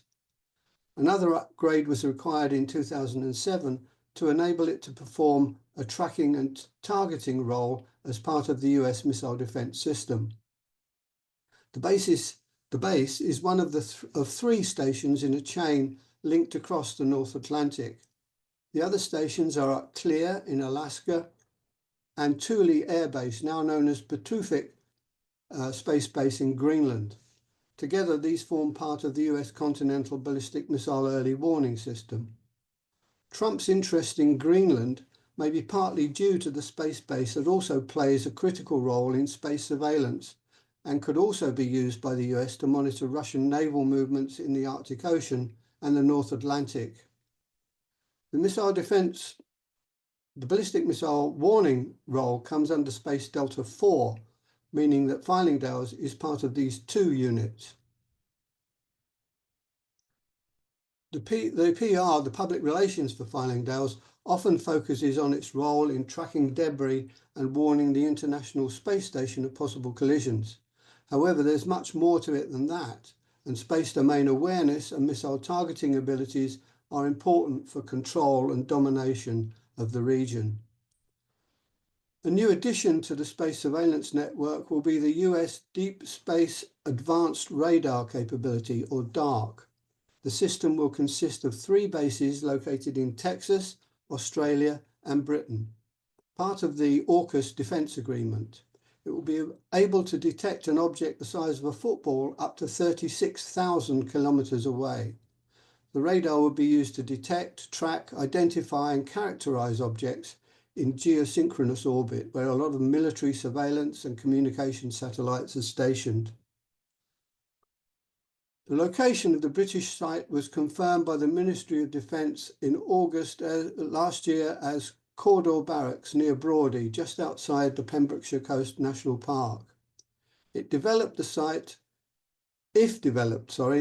would include a total of 21 receiving antenna dishes about 60 foot high and 50 foot in diameter, and 6 transmitting dishes of the same size, an operations building and a perimeter and security fence. There's an extremely strong and active campaign against the radar with a huge local following. You can check out their website for more information. Another role for space satellites is intelligence gathering, and the US has a global network of bases collecting communications intelligence. One of the biggest is at Menwith Hill, just outside Harrogate in North Yorkshire. Menwith Hill is a major component of the US electronic surveillance and hacking network. Its role is to collect information, but it does through intercepting electronic communications such as emails and phone calls relayed through satellites. Each of the golf balls, like enclosures, houses a receiving dish that downloads data from satellites the data has been intercepted from other communication satellites or from ground-based transmitters. The two US organisations are involved in running Menwith Hill. The National Reconnaissance Office, or NRO, designs, builds, launches and operates the reconnaissance satellites, and the National Security Agency, which is responsible for global monitoring, collection and processing of information and data for foreign and domestic intelligence and counterintelligence purposes. Both are members of the United States intelligence community. The UK's GCHQ works closely with the NSA, and a few hundred operatives from there are also present at Menwith. In 2013, material released by Edward Snowden exposed Menwith Hill's role in mass surveillance and extrajudicial killings, and revealed that eavesdropping technology at Menwith is capable of collecting data from hundreds of millions of emails and phone calls a day and of pinpointing communication devices on the ground. The Middle East is one of the target regions that Menwith Hill is capable of operating in, and the sister base to Menwith Hill at Pine Gap in the middle of Australia has similar capabilities and has led to concerned Australian citizens challenging the use of the base to pass intelligence information from satellites receiving data from the Middle East region to Israel to be used in the Gaza genocide. In the same way, Menwith Hill could also be used in the same manner. And we heard earlier of the use of surveillance flights from Cyprus to supply intelligence to Israel, and intelligence of this nature has been brutally used by the Israeli forces. Reports by Israeli publications have documented the experience of 13 Israeli officials working with the 3 AI-enabled decision-making systems in Gaza called Gospel, Lavender, and Where's Daddy. These systems are reportedly trained to recognize features believed to characterize people associated with the military arm of Hamas. These features include membership of the same WhatsApp group as a known militant, changing cell phones every few months, or changing addresses frequently. On top of all this, Menwith is also involved in the US Space Wars program. 3 of the base's satellite dishes act as downlink stations for space-based components of the US and NATO missile defense system. This is set up in Europe and the Pacific to surround Russia and China. You can see here various components consisting of anti-missile systems or radars or some form of downlink station which are in operation in Europe and around the Pacific too. So why is all this important now? The 2022 UK Defence Space Strategy says, we will deepen our close work with the US and we will seek to collaborate further with the Five Eyes partners, the Combined Space Operations Partner Nations, NATO, and other like-minded powers as we develop our space defence capabilities. It looks like President Trump will continue with the current demonisation of China, and the US military is repeatedly saying that its dominance in space is under threat from Chinese space systems. In 2023, Brigadier General Jesse Morehouse from US Space Command was reported as saying that Russian aggression and China's vision to become the dominant space power by mid-century had left the US with no choice but to prepare for orbital skirmishes. And if someone was to threaten the United States of America or any of our interests, we are ready to fight tonight. And he added, we have a variety of capabilities we can bring to bear, and we'll continue to develop capabilities that allow us to maintain a credible deterrence posture. And as we have seen, the UK is deeply involved in these plans, which makes us an accomplice and a target in any US or NATO war. Thanks for listening, and here's some more places where you can get information about some of these things I've talked about. Thank you very much. Thank you so much. That was terrifying and packed with information that we will have to digest. And it is wherever we go, whatever we're doing, we're being watched. That's for sure. That's not great at all. We have got one question here. We may have time for one. This is probably one for you, Dave, I think. And it's from John Morris. It says, are the British designed drones used in Palestine the ones that relay the sound of people screaming and dying? And I wonder, you know, how relevant that is. Why do we need to hear that as well as see it? It's just horrific. And obviously there's an intention behind that. But do we know if any of those British designed drones are being used there? I think that's probably Peter's question for Peter rather than me. Okay, let's ask Peter. Peter, are you still there? Yeah.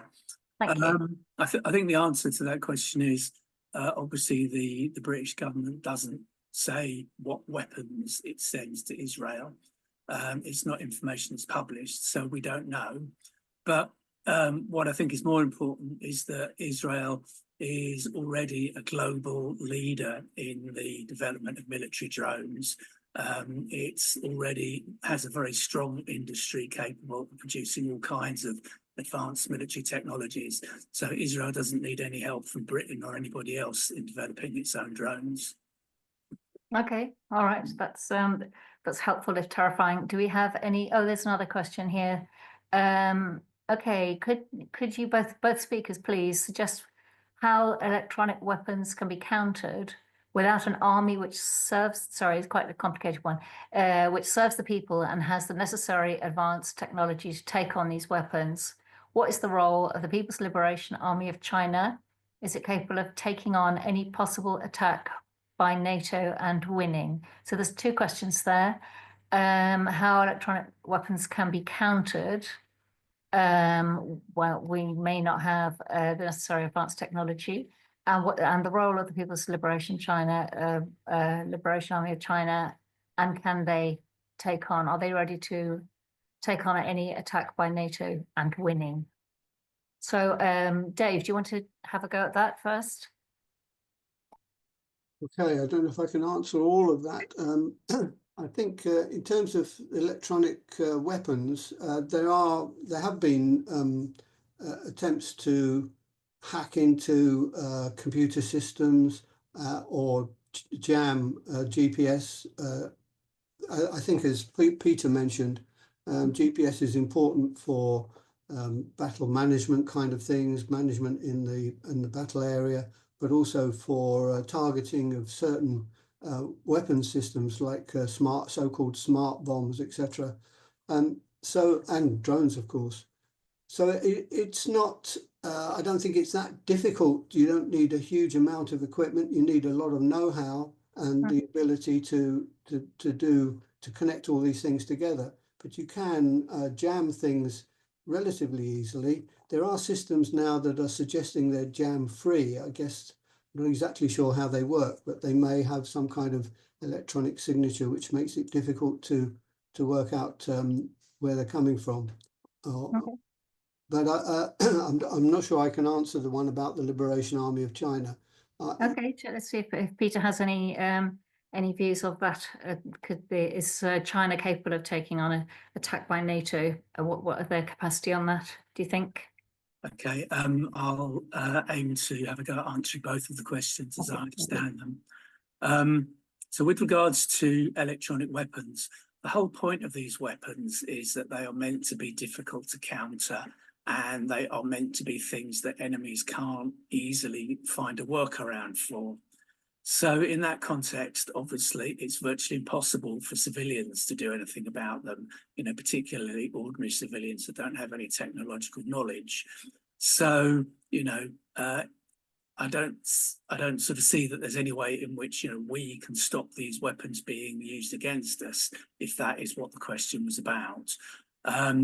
The only thing I can suggest is, as with so much of modern life, the more of a social media electronic footprint you have, the more information there is available about you online for other people to be able to exploit, be that cyber criminals, governments, corporations, scammers, whoever. So the more you can do to minimize your sort of online profile and social media profile, the more that is in your interest to do so in this context. With regards to China, I think the whole point here is that, we want to do everything we can to try to stop any war taking place between China and NATO, the United States and anybody else. There's no point in talking about who would win that war. We don't want the war to happen, full stop. So we do have to work hard. We do have to sort of work with the government and push the government to say, stay out of anything that the Americans do with China. Because don't forget that China is a nuclear armed state. Like all nuclear armed states, it is perfectly willing to use its weapons, nuclear weapons, any nuclear war which involved China and the United States is likely to have appalling consequences. So keep that in mind, and we need to stop these things from happening, not talk about who might win them. Thank you very much, Peter and Dave, for informing us. For those of us who've been standing outside buildings shouting at people who aren't listening for about 50 years, it's all rather humbling, but it's excellent to find out a bit more about what's going on out there. So thank you very much. Thank you for the questions, and thank you to your speakers. And I'll hand over now to Jenny Jones. Thank you. Thanks so much, Emma. Before we hear from Jenny Jones, I'll just do a quick introduction of the panel. My name's Hannah Kemp-Welsh. I am one of two vice chairs of the London Region Campaign for Nuclear Disarmament. This panel is called Peace Movement Priorities, and we're going to be thinking ahead, having learnt what we've learnt during the conference so far today, to be thinking about what actions can we take to positively contribute to the debate, to increase our campaigning efforts, and to think forwards to engaging more people with these very crucial issues. Jenny Jones, who I'm sure needs no introduction, I will introduce nonetheless. Jenny is one of two Green Party peers.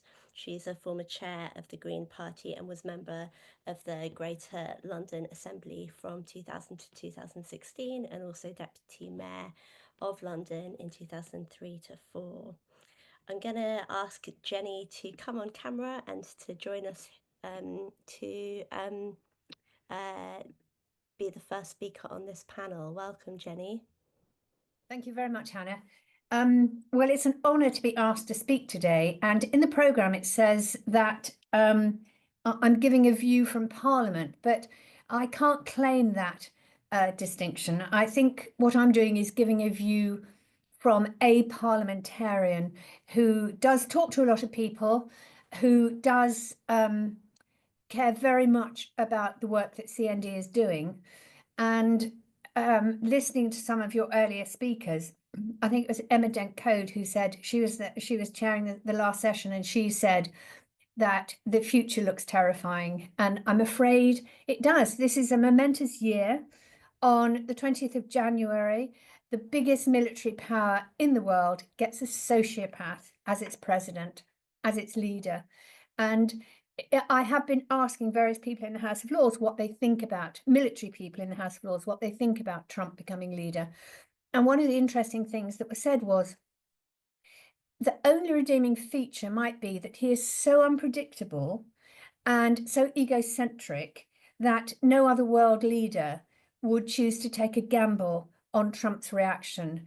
Now, I'm afraid that means that the world is incredibly unstable at the moment, and it would be very difficult to predict what could happen over the course of not the next 4 years, but just the next year. Because of course Trump will be in control of America's arsenal, and that does make the world a more frightening place. He's a bully. He won't rule out military action against the territory of a NATO ally.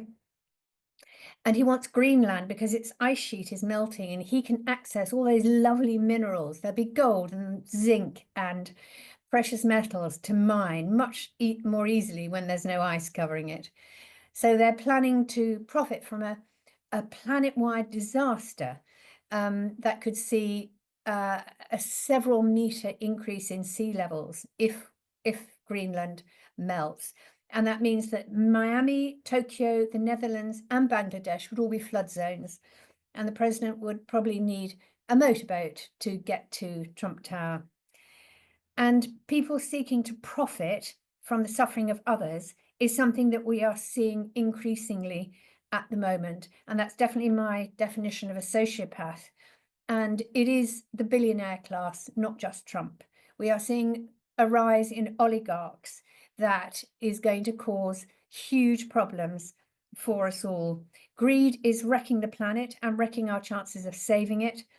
And we all know that nuclear weapons are the worst kind of weapons to have in an unstable world. Social disruption caused by climate refugees will become the new normal in the next few decades. North America already has climate refugees from the various wildfires that have been happening over the last few days. People who've lost everything and possibly may not be able to replace it because insurance companies are abandoning homeowners because of the cost of replacement. We are going to see crop failures from drought, floods and changing weather patterns will drive up food prices, and the global system of trade is likely to collapse under the strain. None of that will stop the rich from getting richer and the poor from getting poorer. But what about most of us who are somewhere in between? The majority of people will struggle, as they've been struggling in this country for well over a decade, even more than the 14 years of the last government. And young people are already feeling that life is going to be much, much harder for them than it was for their parents. And the only answer I hear from traditional progressives is that we have to grow the economy faster. But that, of course, for someone like me, is just a recipe for wrecking our planet just at a faster pace. And it does seem to me at the moment that growth is coming from the need for growth comes from every other political party. They always talk about growing, and they don't understand the limits, the planetary limits that we are living in. Because most people don't see the benefits of growth. The rich certainly do, the oligarchs certainly do, corporations and banks certainly do, because they have the whole system stitched up. But the result is actually more for them and less for us. That is a destabilizing aspect of society. So what does happen if governments around the world can't grow the economy because climate change is affecting our ability to feed ourselves? Do people still put up with more for them and less for us? Unless we change our economic system, we will end up with an escalation of riots, hate speech, paranoia, social disruption, and extreme ideas. The old international order is starting to collapse, and that makes dangers from nuclear weapons grow. We're entering a stage of crisis when the nuclear threat switches from amber to red. Since CND was set up in 1957, we've gone through some very, very unstable times. But somehow this feels the worst so far. I marched with CND as a college student in 1968, and I visited Aldermaston with my two very young daughters to support their campaign. My daughters still remember it with great affection. CND's role is very, very special. Its aims are clear, its support is wide in society, and the campaigning is absolutely crucial as the crisis waxes and wanes to make sure that people understand there is another way of seeing our future. Finally, I see this as a problem that we have to deal with through politics. And the only way to move to a more rational, non-nuclear path is to elect the right people. We have to make sure that once they're elected, these right people who actually support the aims of CND, once they're elected, they have to understand their role of answering to the electorate. This is something that some MPs don't quite get. And they must be reminded of their duty to change the way that we run the economy and the way that we treat the planet. And this is the only way that we will end the barbarism and restore any sense of sanity. And CND has a huge role in that. And I very much hope to be part of that, working with CND out there on the streets and saying it doesn't have to be like this. Thank you so much, Jenny. That was wonderful to hear. Thank you. Our second panellist is Tony Staunton. Tony is going to talk about the Campaign for Nuclear Disarmament's priorities for 2025. To introduce Tony, he is the Vice Chair of the Campaign for Nuclear Disarmament, a member of CND's Trade Union Action Group, and campaigns to scrap the Trident programme at the Devonport Nuclear Dockyard. Tony is a lifelong trade unionist and anti-fascist and a campaign against climate change organiser. Over to you, Tony. Hello, everyone, and I'm as terrified as anyone after today's conference. I have to say I'm not a specialist on understanding warfare. I have a lifetime of direct organisation and campaigning, particularly organising and winning strike action in the trade union movement, and direct action, non-violent direct action, both here in Plymouth and various places across, well, more than just Britain, and leading the CND campaigns group. What I wanted to do firstly was just identify some of the work we're doing. You know, this morning, Jeremy Corbyn led off, it seems like a long time ago now, but he started by saying, we are in perilous and difficult times. And I think the other side of that is that we are in times of mass mobilization. So rather than get depressed and hopeless, I think it's worth remembering how much has been going on, particularly since the 7th of October 2022, seems a long time ago as well, with enormous amount of activities at local level and at international level against the genocide in Gaza. I don't need to go on about that, but just the level of local organisation and continuous protests, you know, vigils during the week, protests every Saturday in towns and cities. This is very, very important to understand as part of our base and part of what CND, in league with Palestine Solidarity Campaign, Stop the War Coalition and Muslim Association of Britain, you know, in league with other groups, is what we've been really central to and organising around. And I start a list, a very quick list, but a list of everything going on at the moment. We are organising. As you heard from Sophie Bolt, our new General Secretary, the London demo next weekend. It's a demonstration primarily about Gaza, but it's a demonstration that's pulling in people as a demonstration against Trump. And it's also a demonstration that same day linking with Trump to the oppression of women internationally and for women's liberation. And I think that's really important to understand that already there's 3 strands to a single protest, and that CND is part of all those. You know, you don't need to be, intellectually advanced, which I'm afraid I'm not, to be able to understand the link between women's oppression and the fact that 70% of people killed in Gaza are women and children. These things link together. But we've heard from Dave Webb and people about what's happening at our bases. And this is the year, 2025, is the CND year of a tour of the bases.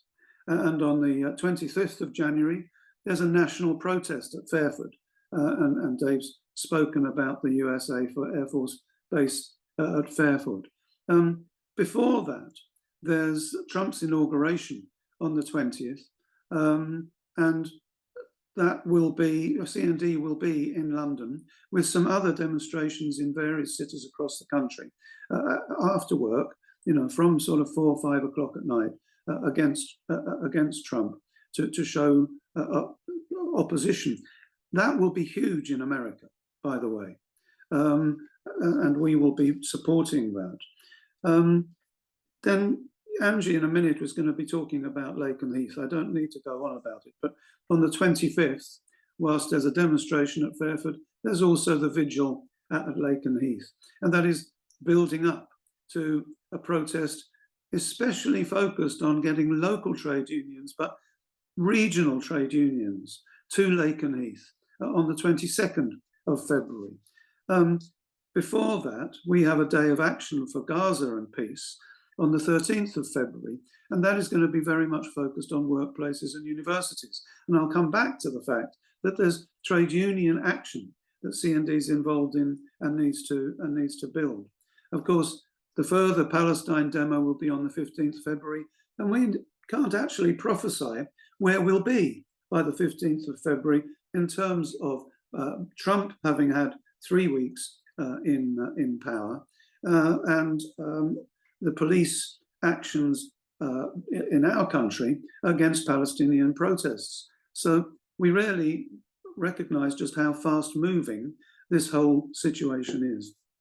We have a major national demonstration at Barrow on the 22nd of March, which also coincides with national and local protests, anti-racist protests, as part of the United Nations Day of Action against racism. And I'll come back to that as well. But I don't want to understate the fact that on the 7th of June, there will be a national protest at Devonport Dockyard, where just a mile and a half, as the crow flies from where I sit right now, there's a lot of nuclear submarines bobbing at anchor and spewing out their radiation, but also a Vanguard-class submarine costing hundreds of millions of pounds to refit. So I hope to see you at all these protests. The most important thing, though, is that it's our job to put the messages out. And I think the messages, the message primarily, first and foremost, is to end nuclear, stop nuclear. The message alongside that is for peace. And therefore, there's an anti-war element to this. But the problem is, for us, that world capitalism is actually in a polycrisis. We're facing 360 degrees of both the crisis of capitalism and assaults by, as has been said, the billionaire class. So the problem for us is that just holding on to being the anti-nuclear campaign misses tricks. We have to take the banning of nuclear weapons into all the campaigns and the wider movement at the moment. We have the Nurses Not Nukes anti-austerity arm to CND, which we're extending and which we really need to focus upon. Jeremy this morning talked and Sophie talked about the 2.5 to 5% increase of GDP increase proportion of military spending at the expense of winter heating, at the expense of child poverty, at the expense of dealing with our housing crisis.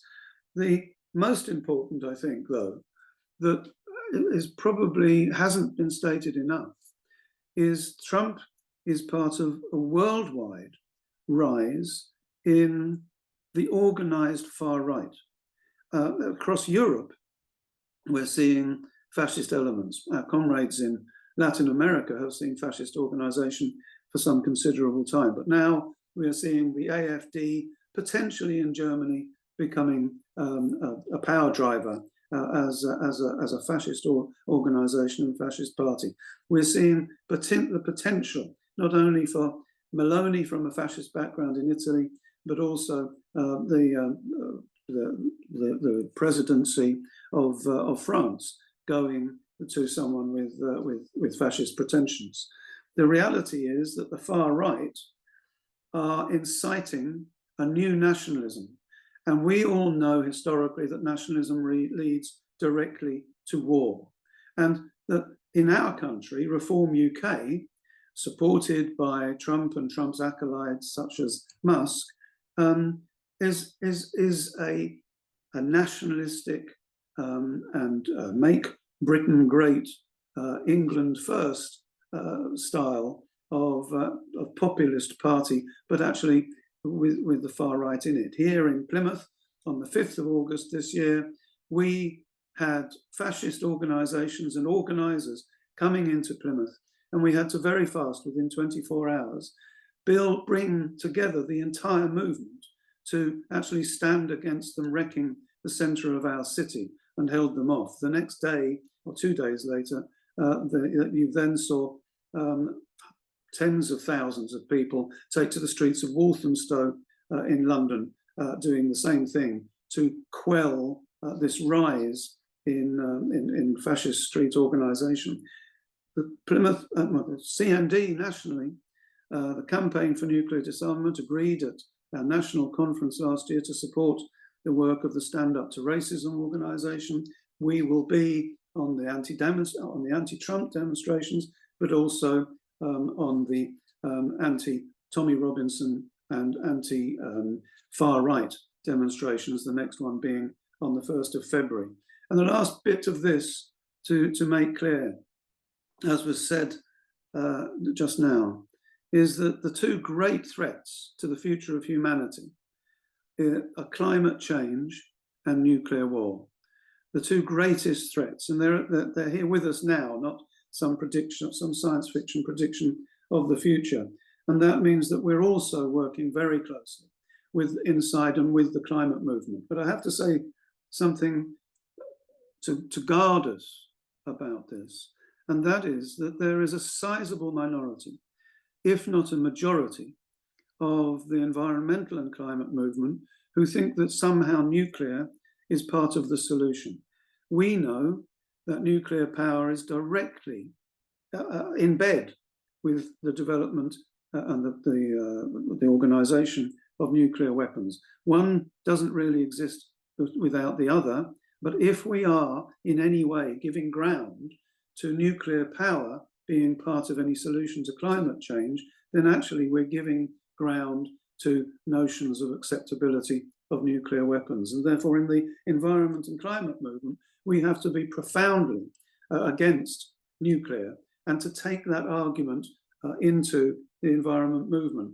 Therefore, this isn't just CND operating as CND, it's us going into the rest of the movement and taking CND with us and taking the arguments against nuclear with us. So, I'll see you at Lakenheath, but I hope you're with me on this. Thank you. Thank you so much, Tony, and thank you as well for reminding us of all of these events that are very important that are coming up soon. We will put some links in the chat before the end of the session today, so you can find that information easily if you weren't quite able to keep hold of those dates. Before we move on to our final panelist of the session, I'd just like to remind everyone that we have a Q&A function. We will have some time for questions after our final speaker before we close today's event. So please do feel free to populate that Q&A function with your questions and we will come to them. So our final speaker is Angie Zelter. I'm very proud to introduce her. She's been campaigning hard to stop US NUKES return to Lakenheath and will be speaking to us about that. Angie is a founder of the Lakenheath Action for Peace, which campaigns with CND and others, and she's a non-violent civil resistor who confronts abuses of corporations, governments and the military.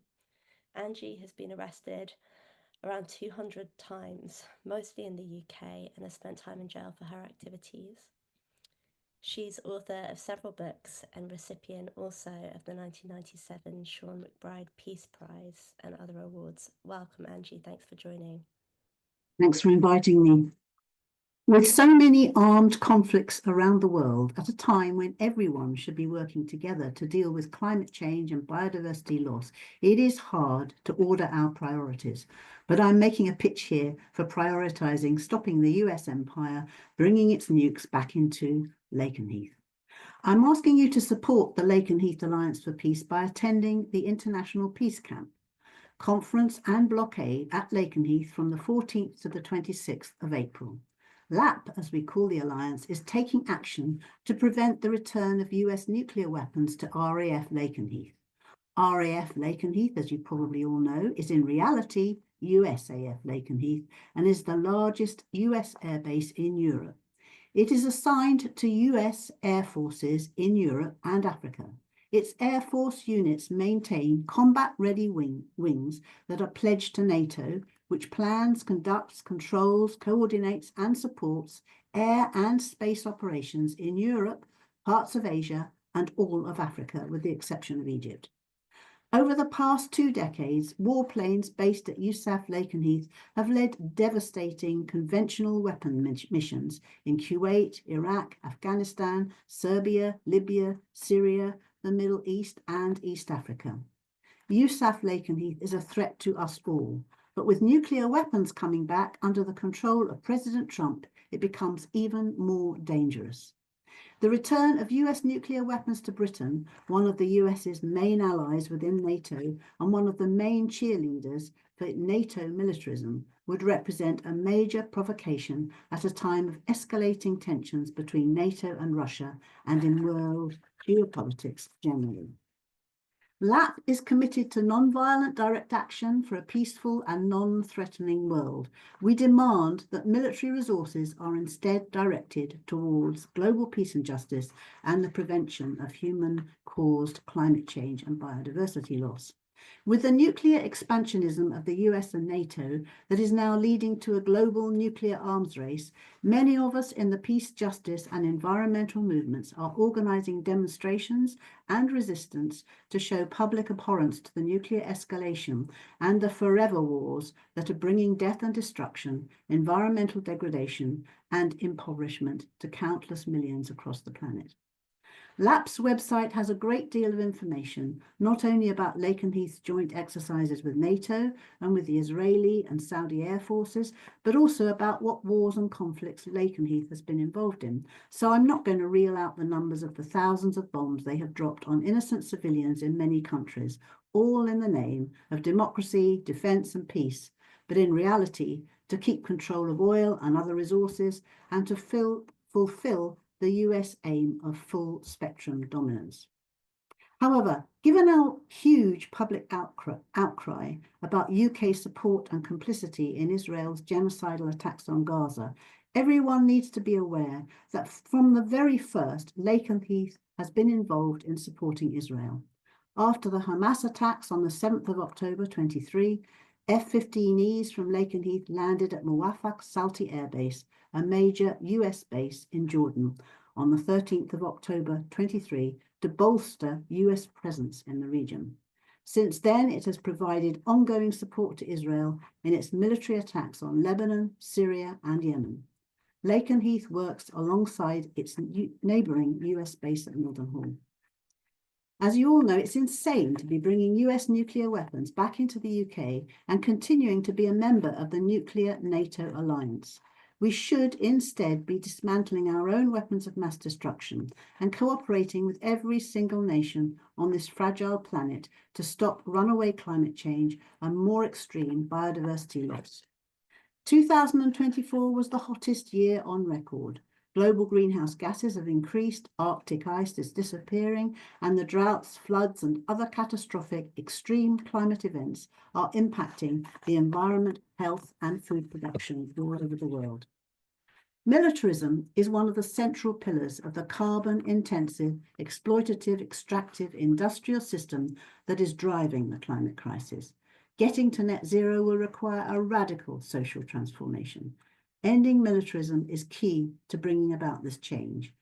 This is one of the reasons that LAP now includes over 46 organisations demanding that military resources, instead of waging endless wars, are directed towards global peace and justice and the prevention of human-caused climate change and biodiversity loss.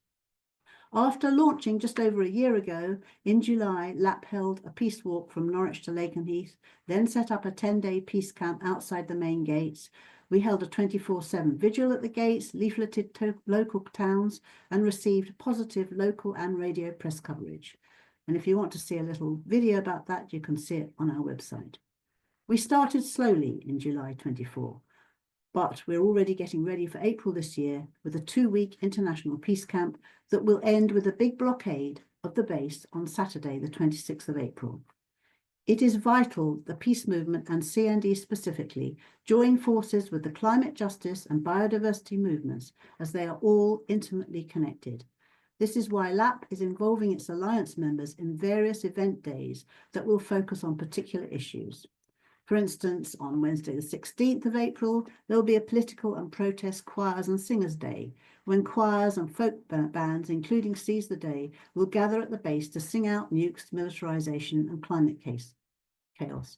They will also put on a local gig for locals to enjoy that evening. There'll be a climate day on the 18th of April, highlighting the links between militarism and climate. A War Crimes and Genocide Day on the 21st of April for solidarity groups to protest at Lakenheath's involvement in war crimes being committed by US, UK, NATO forces. An Elected Representatives Day, when MPs, councillors and other political representatives will speak out against nuclear weapons, giving interviews and showing their solidarity with LAP.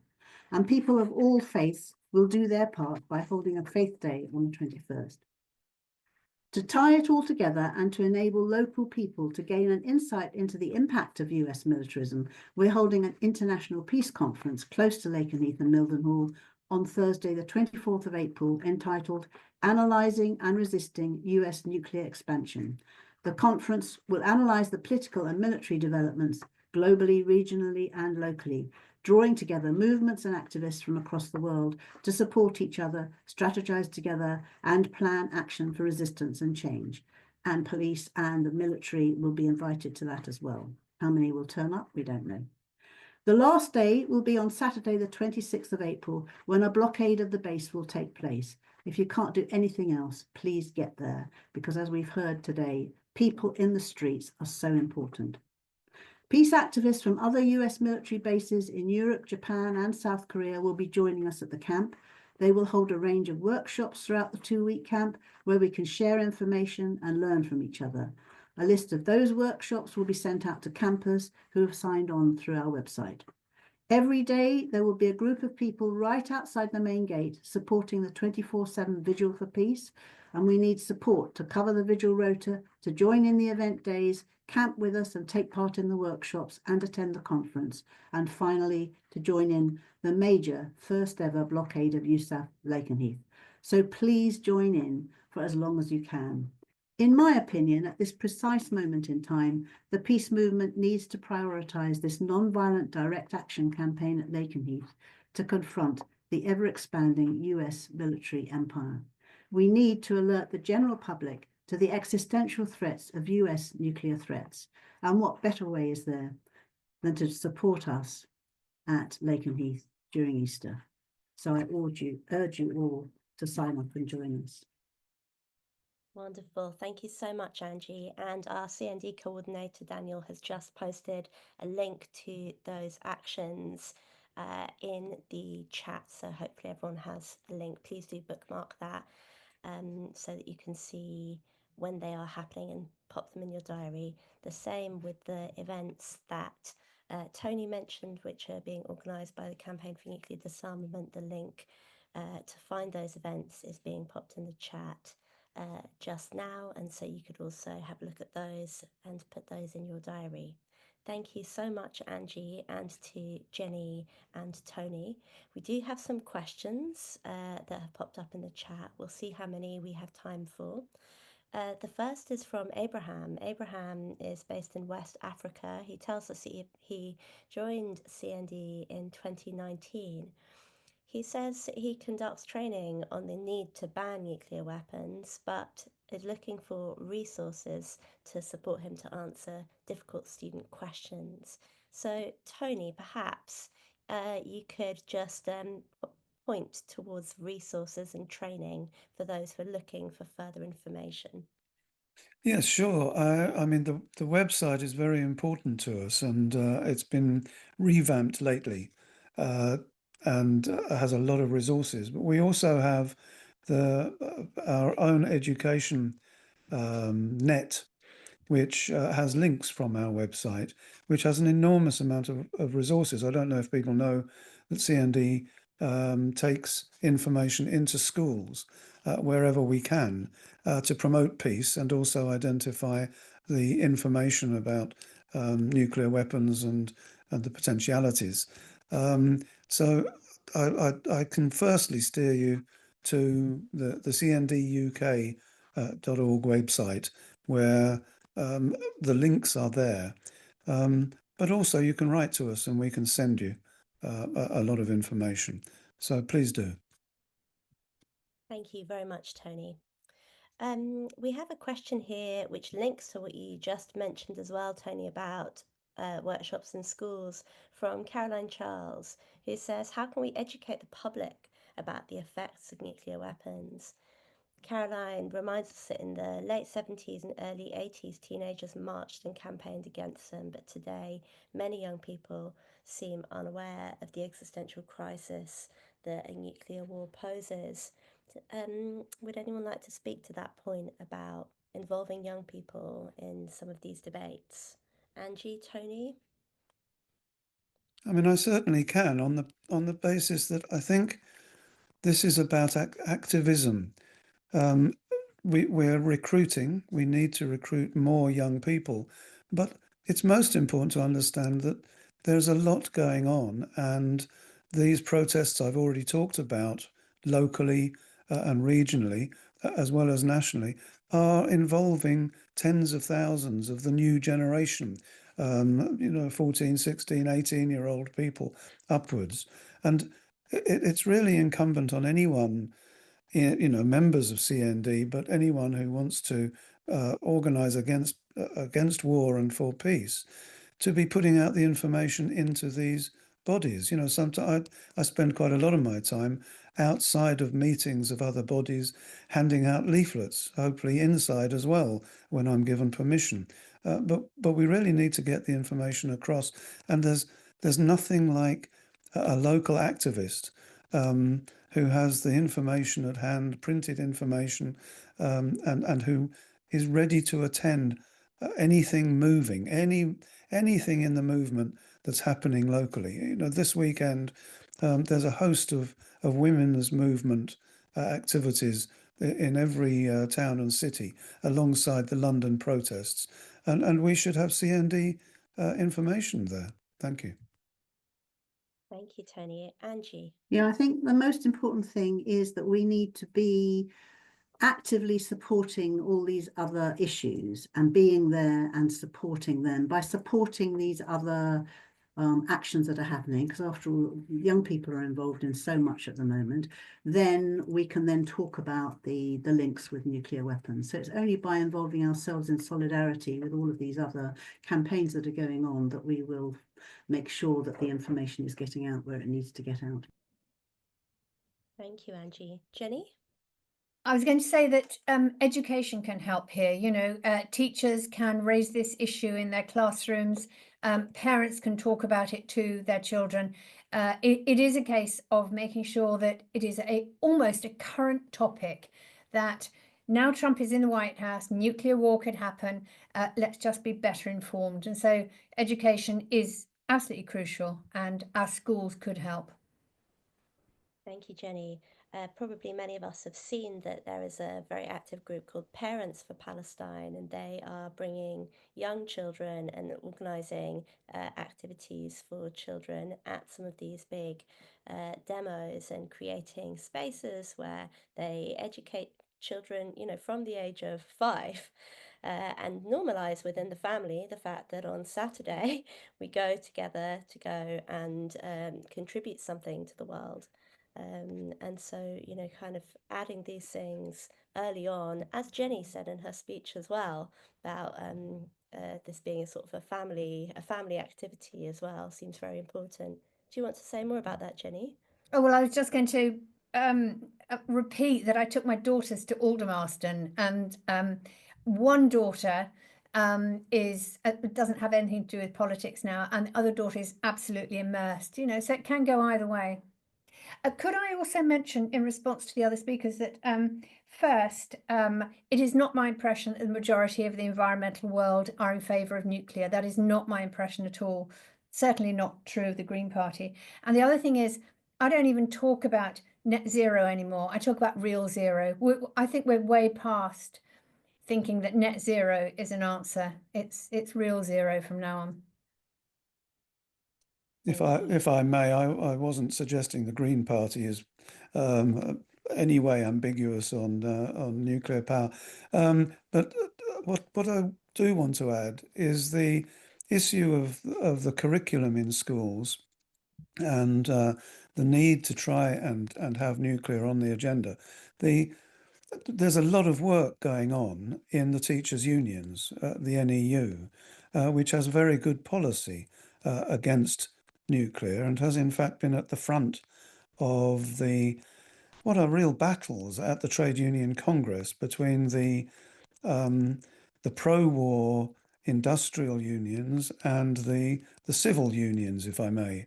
And it's really important that CND, that CND is very heavily involved in organising to change policy of the military trade unions, if I may, and to make sure that the CND, the anti-nuclear message, is understood by teachers and part of the national curriculum. The anti-war message is part of the curriculum. So if you are in contact with local trade unions, this is a live issue, and CND at the local issue really needs to be talking to local trade unions and the local trade union council. Thank you, Tony. I was actually horrified to see on a visit to Barrow-in-Furness that since the academisation of schools, private companies are now able to influence the curriculum and create resources for teachers. I was shocked to discover that there were resources for primary schools made by BAE Systems in Barrow, asking children in primary and secondary school to design an underwater killing machine. Those were the words of the worksheet for children, normalizing this type of violence and creating a video game out of it.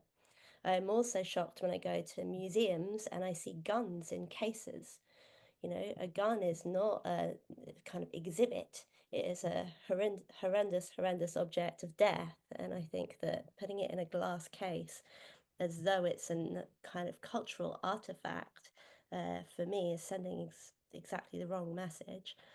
So certainly all these institutions are highly political, and curators, educators have responsibilities towards thinking what they are showcasing and to whom, and the contextual framing of that. I think that's very important. We don't have any other questions in the chat, and we have drawn to the end of our time. Oh, a quick one has just popped in there. Rebecca Johnson, could all the speakers address the problems for campaigners in today's UK and how best to protest actively and non-violently without being heavily penalised and silenced? Angie, you have been heavily penalised and probably silenced at times as well. Would you like to speak to this? Yeah, and it's getting increasingly difficult for people. So our only protection is to have huge numbers of people doing it at the same time and then supporting them. So Defend Our Juries, for instance, are trying to make sure that the environmental activists and Palestine action people inform the jurors that they have a right to go against the judge's directions. We need more protests about being allowed to give our defences in court, etc. But the only way to change is not to be frightened. Okay, I mean, we've got still much better conditions than in many parts of the world, and to have our strength in numbers. So many of us need to get involved, which is why I say if you can't make any other dates, come on the 26th to Lakenheath. But also in all sorts of other places, we have to be in large numbers and protest. And don't think that we've done it by signing things online or having conferences online. They're all really important, but unless we get out on the streets, we will have no impact on what's going on in this country. So our only protection is to support each other and get there on the street in large numbers. Thank you very much, Angie. Jenny? I totally agree with Angie, and I just want to say that I'm absolutely in awe of her police record of arrest. I think that's absolutely incredible. I got arrested once and it was a very unpleasant experience, and I don't really want it to happen again, but I am prepared to let it happen again. And it is true that we have to get out on the streets. It's absolutely true, and I do still join in demonstrations, but it's also true that we have to have platforms, for example, like the House of Lords, like the House of Commons, where we could expect our elected representatives to actually speak out on issues like this. And the recent arrests and imprisonment of climate change protesters has been absolutely vile, and I'm pushing all the time in the House of Lords and in other places for such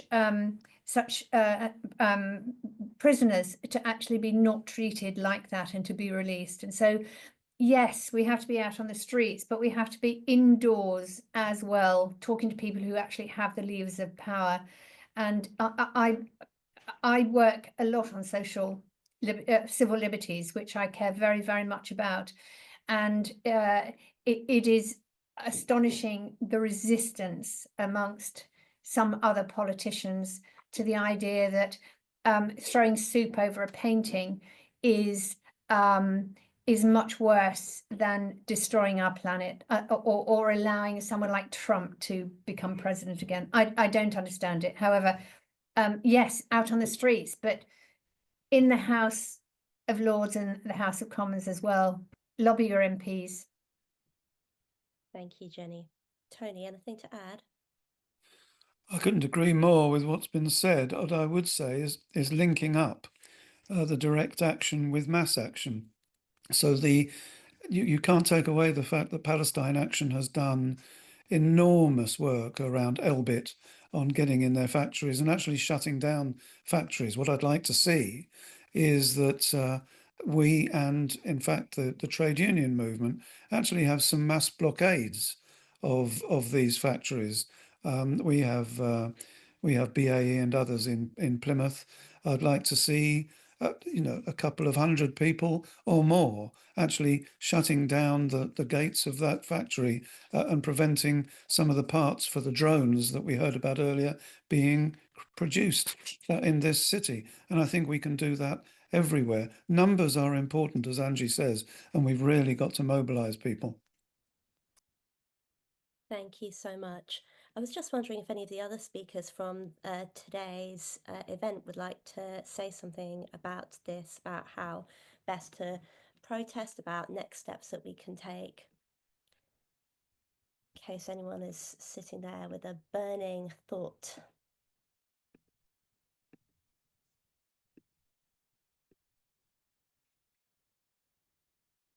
In that case, I'll say thank you so much to our wonderful panel for their powerful words, reminders, and for reinvigorating us and giving us very clear actions that we can all take to continue this campaign.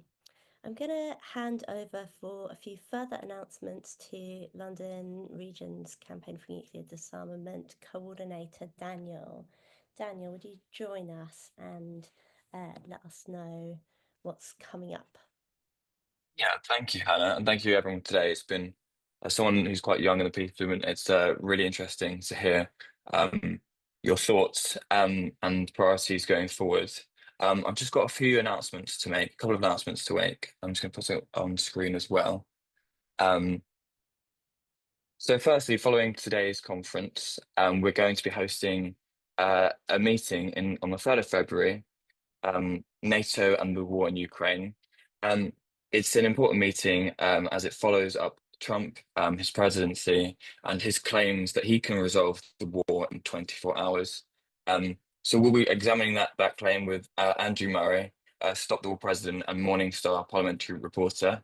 You can see as well there's a QR code on screen there. If you want to scan that, you can register today. That will be on our website as well. And then secondly, we have an event, we have the RAF Lakenheath event supporting Angie. We'll be sending up a coach on the 26th of April after the Lakenheath Peace Camp.